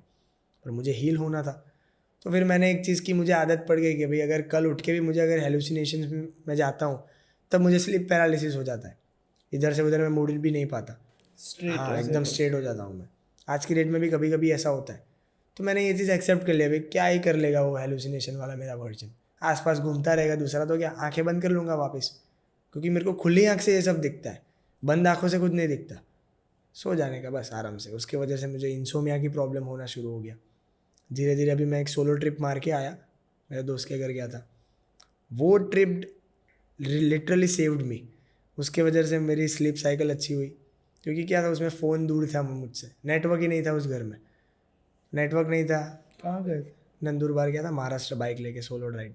नंदुरबार गया, महाराष्ट्र गया, नासिक गया, मज़ा आ गया। तो वहाँ नेटवर्क कनेक्टिविटी थी ही नहीं, इधर आके सब उधर का पोस्ट किया मैंने। तो उधर इन दैट डेज कुछ सोशल मीडिया से कनेक्टेड ही नहीं था मैं। इतना अच्छा लगा, फार फ्रॉम रियलिटी, क्योंकि पता है भाई रियलिटी कैसी है, तो थोड़ा ये वर्ल्ड में रह लेते हैं, थोड़े डाइल्यूजनल वर्ल्ड में। तो ये सब था, तो उसके वजह से ट्रिप लिटरली सेव्ड मी, कि उसके वजह से मेरी स्लीप साइकिल अच्छी हुई, मुझे ये सब नेगेटिव थॉट्स आना बंद हुए। और आज मुझे एग्जैक्ट 11 साढ़े 11 होते हैं तो मेरी आंखें भारी हो जाती है, मैं सो जाता हूँ मस्त। तो ये सब चीज़ें अच्छी हुई। अब होता है नहीं होता है? वो अभी अगर ओवरनाइट अगर जागना हुआ तो शायद चांसेस है कि हो सकता है। और अगर मैं एंशियस होता हूँ, टेंशन में होता हूँ, तो मेरा स्टैमरिंग शुरू हो जाता है उसके वजह से। तो वो आपको लगता है कि जो उस दिन आपने जैसे क्या कहते हैं माइंड रीड किया था, उस वजह से रह गया है? मुझे यही लग रहा है, क्योंकि मैंने जब से शुरू किया ना तब से ये सब चीज़ें थोड़ी थोड़ी अफेक्ट होना शुरू हुई है। क्योंकि अगर फॉर एग्जांपल आपका, अगर मैं ब्रेन एक्सेस लेता हूँ, आप सॉर्ट ऑफ ओवर थिंक करते हो, आप सॉर्ट ऑफ, आप कहीं पे जा रहे हो, आपका एक्सीडेंट हो गया, ना करे नारायण ऐसा कुछ हो, पर आपका एक्सीडेंट हो, आपको लगा है, तो जिस पार्ट पे आपको लगा होगा वो पार्ट पे मुझे दर्द होगा, लिटरली दर्द होगा। क्योंकि मैं अगर एक दिन में 10 20 50 लोगों के माइंड रीड करूँगा तो मुझे थोड़ी पता चलेगा कि किसको लगा है, कहाँ लगा है। मुझे तो यही होगा ना मेरी बॉडी में कोई प्रॉब्लम है। पर जब ये चीज़ें रिपीटेडली होने लगी तब मुझे पता चल गया कि भाई यही चीज़ में खामी है। तो अभी आप देखोगे ना, वो सुहानी शाह करके एक जो जिसका माइंड रीड करती है, वो ट्रिक्स है बस, उसके क्लासेस वो शुरू कर दिया उसने, वो सिर्फ ट्रिक्स है। बागेश्वर धाम आपने नाम सुना होगा, वो माइंड रीड करते हैं, उनके पास स्पिरिचुअलिटी है इन सबसे बाहर निकलने के लिए। उनके पास साक्षात हनुमान जी है, उनको हेल्प करते हैं। क्योंकि हमारे पास तो दूसरी सारी चीज़ें इतनी सारी है कि भाई हम स्पेसिफिक इसको टाइम देने जाएंगे तो हमको पूरा हील होने का सेशंस लगेंगे बहुत। मतलब शायद उन्हें भी इन चीज़ों से गुजरना पड़ता होगा। होगा होगा ऑब्वियसली होगा, पर वो क्या है, हम लोग ना लाइफ में पीएचडी करनी है, मास्टर्स करना है, ये करना है, ये खरीदना है, वो और खरीदना भी है, सारी चीज़ें हैं। वो है। तो उसकी वजह से ये चीज़ में से हम हील नहीं हो पाए। वो उनका क्या है, यही करना है, लोगों की हेल्प करनी है, भगवान को आगे रखना है, भगवान का नाम स्मरण करना है, हर चीज़ में उन लोगों का एक फिक्स्ड रहता है। तो भगवान अगर उनको प्रॉब्लम में अगर बाई चांस नहीं देख सकते तो भगवान ही उनको प्रॉब्लम से बाहर निकालेंगे। हमें क्या है, हम खुद प्रॉब्लम में जाते हैं अपने आप और एक्सपेक्ट करते हैं भगवान से कि हमको निकालेंगे प्रॉब्लम से बाहर। तो हमारा थोड़ा ये होता है, हम थोड़े भौतिक सुख की ओर ज़्यादा जा रहे हैं, इसलिए ये हम नहीं फोकस कर पाते। हमारे पास इतना ये परफेक्ट मीडियम नहीं है इससे बाहर निकलने का। Only the medium is to stop this thing, बस, बाकी तो नहीं। तो ये सब चीज़ों से मैं सफ़र हुआ, अच्छा भी लग रहा था, मज़ा भी आ रहा था कि भाई ब्रेन का एक्सेस मिल रहा है, वो क्या सोच रहा है क्या नहीं, पर वो चीज़ें अफेक्ट भी हर होती है। चीज़ में प्लस माइनस होता है। वो ऑटोमेटिक होता है। बस मैं पहले कैसा था, सिर्फ आंखों में देख लेता था, सिर्फ ऐसे करके बैठता था, पता चल जाता है कि सामने वाला मेरे बारे में क्या सोच रहा है, खत्म, उधर ही खत्म। पता चले कि ये तो नेगेटिव सोच रहा है, क्या कर सकते हो आप उनके दिमाग में जाके, उनका ब्रेन एक्सेस बदल के हम हमारी अच्छी बातें तो ला नहीं सकते। वो खुद ही फिर खुद को सफ़र करवाना है, वही प्रॉब्लम है, क्या सोच रहे होंगे क्या नहीं होंगे। तो अपने चाहने वालों से ज़्यादा तो मुझे स्ट्रेंजर्स से प्यार मिला है बहुत। अभी मैं ये ट्रिप पे था, रिटर्न में आते आते अपने देड़ियापाड़ा का नाम सुना होगा, वो पूरा आदिवासी एरिया है। आते आते वो जो एरिया है, वो रास्ता जो है वो एकदम सुनसान, पर जो जहाँ बस्ती होती थी, लोग रहते थे, वो अच्छा एरिया था। आदिवासी तो हमारे दिमाग में एक आइडियोलॉजी होती है कि आदिवासी लूट लेंगे, ये होगा वो होगा। उनके बच्चे आसपास से दौड़ते रहते, क्योंकि मेरी बाइक ऐसी है कि थोड़ी यूनिक लगे ऐसा थोड़ा। तो उधर स्प्लेंडर वगैरह ऐसी चलती है, तो मेरी बाइक जब जा रही थी तो यूनिक लग रही थी, बच्चे आवाज़ लगा रहे थे, तो मैंने रोकी। 2-3 बच्चे बाइक के मतलब आसपास आ गए, उनको बिठाया, मस्त राउंड पे ले गया। उनकी फैमिली में उनको मैं मिला। एक फैमिली ने तो चाबी निकाल दी थी, क्यों, खाना खाए बिना जाना नहीं है। और एक फैमिली में जब जा रहा था, literally they had tears in their eyes, जब मैं जा रहा था उधर से, इतना प्यार दिया उन्होंने मुझे। तब जाके मुझे पता चला कि भाई प्यार लेना डिफ़िकल्ट नहीं है, बस परफेक्ट जगह जाके आपको प्यार लेना है, बस वो मैटर करता है। प्लेस और टाइम बहुत मैटर करता है, और पर्सन भी। प्यार हर जगह है, बस उसको एक्सेप्ट कैसे करना वो सीख लेना है बस आपको। पर वही है कि ये सब चीज़ें जो बतानी ज़रूरी है वो ज़रूरी है, क्योंकि जिस टाइम पे जो चीज़ हो जानी चाहिए वो हो ही जानी चाहिए। अगर नहीं होगी और खींच करोगे ना, तो एट द एंड जो खींच रहा है ना वो सफ़र करेगा, जो ढील दे रहा है वो नहीं। क्योंकि ढील देने वाला तो क्या एक्सपेक्ट करेगा, ढील ही दे रहे हो ना, कोई बात नहीं। खींचने वाला जो है वो ये एक्सपेक्टेशंस में बिल्ड रहेगा कि नहीं भी खींच रहा हूँ तो मेरी ओर आ जाएगी वो चीज़, पर नहीं आती वो चीज़। जितनी रिलेशंस, जितने लोगों को अपनी तरफ खींचोगे वो उतने ही दूर होंगे। उनको फ्री करो तो अगर आने होंगे तो आ जाएंगे। हाँ, पर मैं तो ये मानता हूँ, वो जो कोट नहीं है वो सब लिखते हैं कि if you love someone set them free, if they come back they were really yours. मैं तो ये मानता हूँ कि अगर आपके होंगे तो छोड़ के जाएंगे ही क्यों? जाएंगे ही नहीं। तो ये मानता हूँ मैं तो। बहुत सही बात है, क्योंकि नहीं छोड़ते हमारे पेरेंट्स। हम कितनी गलतियां करते हैं, वो नहीं छोड़ते क्योंकि वो तो प्यार करते हैं। हमें एक एक स्टेप पे सिखाते हैं कि बेटा ये है, जरिया अलग होता है। मारते हैं, समझाते हैं, प्यार से भी समझाते हैं, पर मारने के बाद भी प्यार आ जाता है, ज़्यादा प्यार आता है। आपने देखा होगा, 2 झापट मारेंगे मम्मी पापा, पर 5 मिनट के बाद बेटा इधर आ, तो ऐसे करके हमको लाड लड़ाएगी मम्मियाँ। ऐसे होते हैं हमारे पेरेंट्स। तो हमारे लिए ना, हमारा फर्स्ट लव हमारी माँ है, तो उसके हिसाब से हमारी एक्सपेक्टेशंस हमारे पार्टनर्स के लिए क्या होती है कि हमारी माँ जैसी वो हो। जब नहीं होती है तब हमारा हार्ट ब्रेक होता है, क्योंकि माँ एक ऐसी चीज़ है। स्कूल में जब थे ना हम, तो क्या बोलते हैं भाई, consider your mother as dustbin of your life. क्यों? डस्टबिन में हम सारी चीज़ें फेंकते हैं ना, सारी चीज़ें।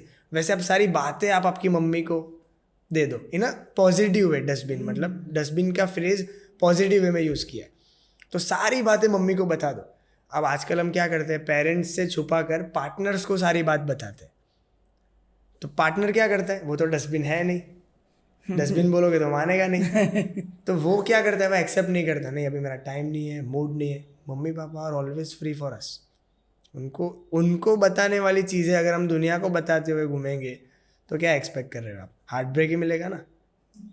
वो एक बेसिक सिंपल एक सिनारियो है, बस यही है। हमारा फर्स्ट लव जो है वो हमारी माँ है, उसके हिसाब से हमारा परसेप्शन ऐसा सेट हो जाता है कि भाई हमारी माँ जैसी हमें कोई मिले, जो हमें समझ पाए, जो हमें टाइम होने पर डांट भी पाए, जो टाइम होने पर सपोर्ट कर पाए, और जब टाइम आए तब एक्चुअली में लाइफ क्या है, कैसे जी जाती है साथ में, वो हमें सिखा पाए। पर हमारी जेन जी जनरेशन नहीं समझती वो चीज़ें। स्वाइप लेफ्ट राइट चल रहा है। बस वही चल रहा है। तो भी बस यही चीज़ पे हमें वर्कआउट करना है कि भाई पेरेंट्स सर्वस्व, बस उसके ऊपर कोई नहीं। भगवान तो है ही, पर मैं तो मानता हूँ कि भाई दुनिया में जीते जाते भगवान पेरेंट्स हैं हमारे। उनके पैर छू के निकलो, बस कोई एनर्जी, कोई ताकत आपको रोक ही नहीं सकती कोई चीज़ पे फोकस करने पे, अचीव करने से। हर रोज़ मेरा नियम है नहाने के बाद मम्मी पापा के पैर छूना, दैट्स इट। एक दिन भगवान की पूजा नहीं होगी चलेगा, पर मम्मी पापा के पैर छुए बिना मैं घर से नहीं निकलता। ये मेरा नियम है, क्योंकि है ऐसा, मतलब पॉजिटिव ऑरा है हमारे घर पे कि भाई नहीं, मम्मी पापा भगवान है तो उनको पूज लिया तो भगवान भी खुश हो जाएंगे। बस ये मेरा मानना है। बहुत बढ़िया।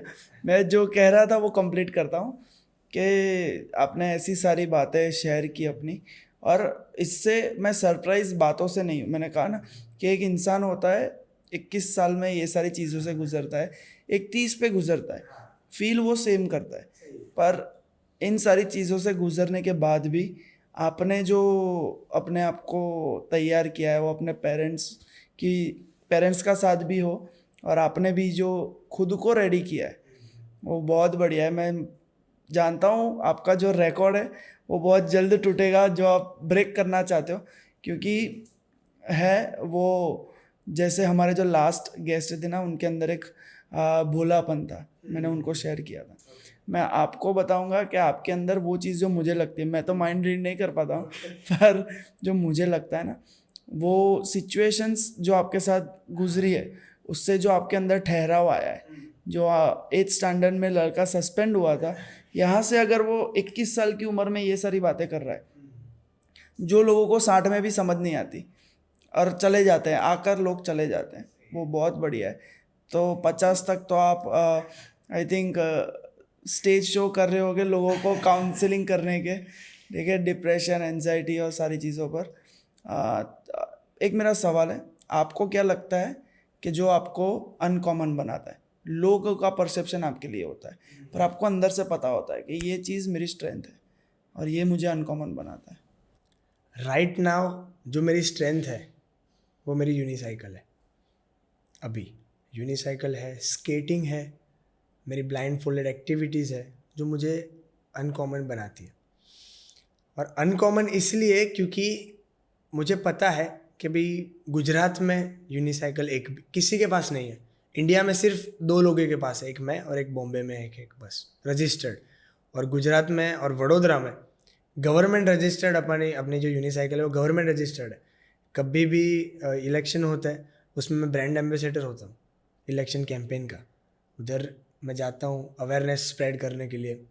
तो वो सब चीज़ें मेरी स्ट्रेंथ है, और स्ट्रेंथ को और स्ट्रेंथन करते हैं मेरे पेरेंट्स।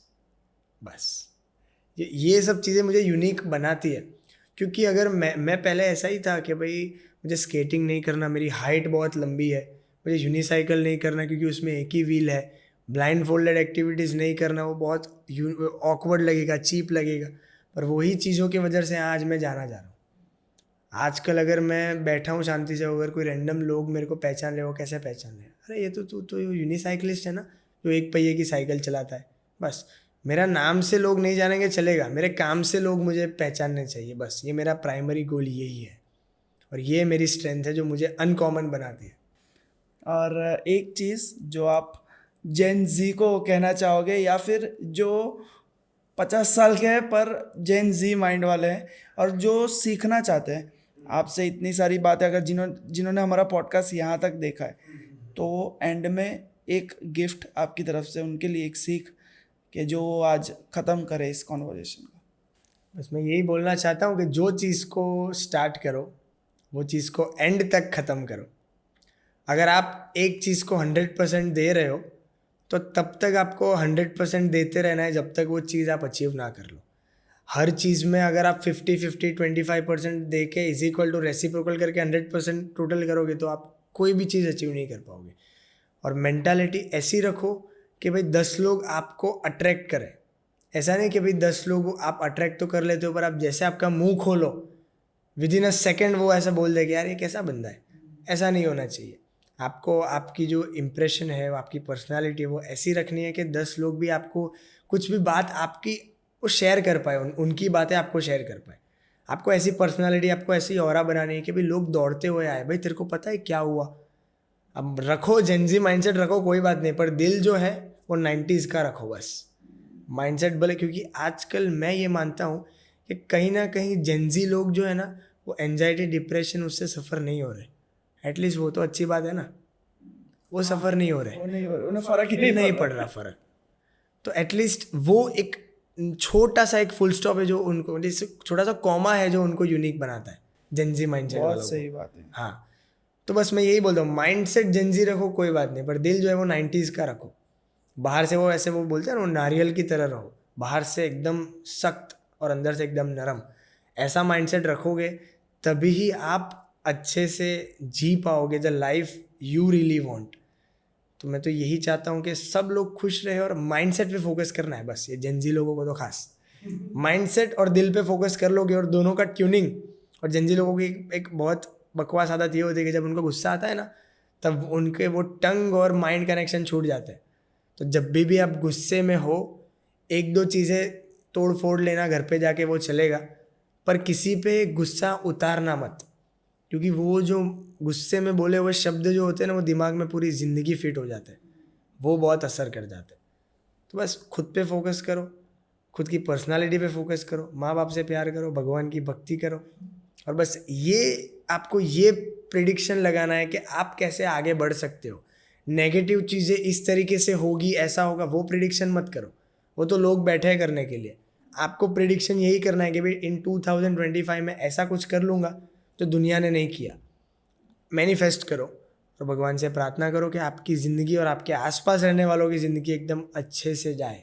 बस यही मैं कहना चाहता हूँ। बहुत बढ़िया, आपको मज़ा आया हमसे बातें करके? बहुत आज बोल तो रहा हूँ मैं, एकदम अच्छे से ओपन अप हो रहा हूँ। बाकी मैं जनरली ओपन अप नहीं होता, मुझे बहुत देर लगती है ओपन अप होने में। अगर मैं हो रहा हूँ तो आ गया मुझे कंफर्ट जोन अच्छे से। बस फिर ठीक है। थैंक यू भाई, और ज़रूर हम वापस यहाँ पर बैठेंगे आपके नेक्स्ट वर्ल्ड रिकॉर्ड के बाद। फॉर श्योर, पक्का। ठीक है, done. Thank you. Welcome, thank you so much.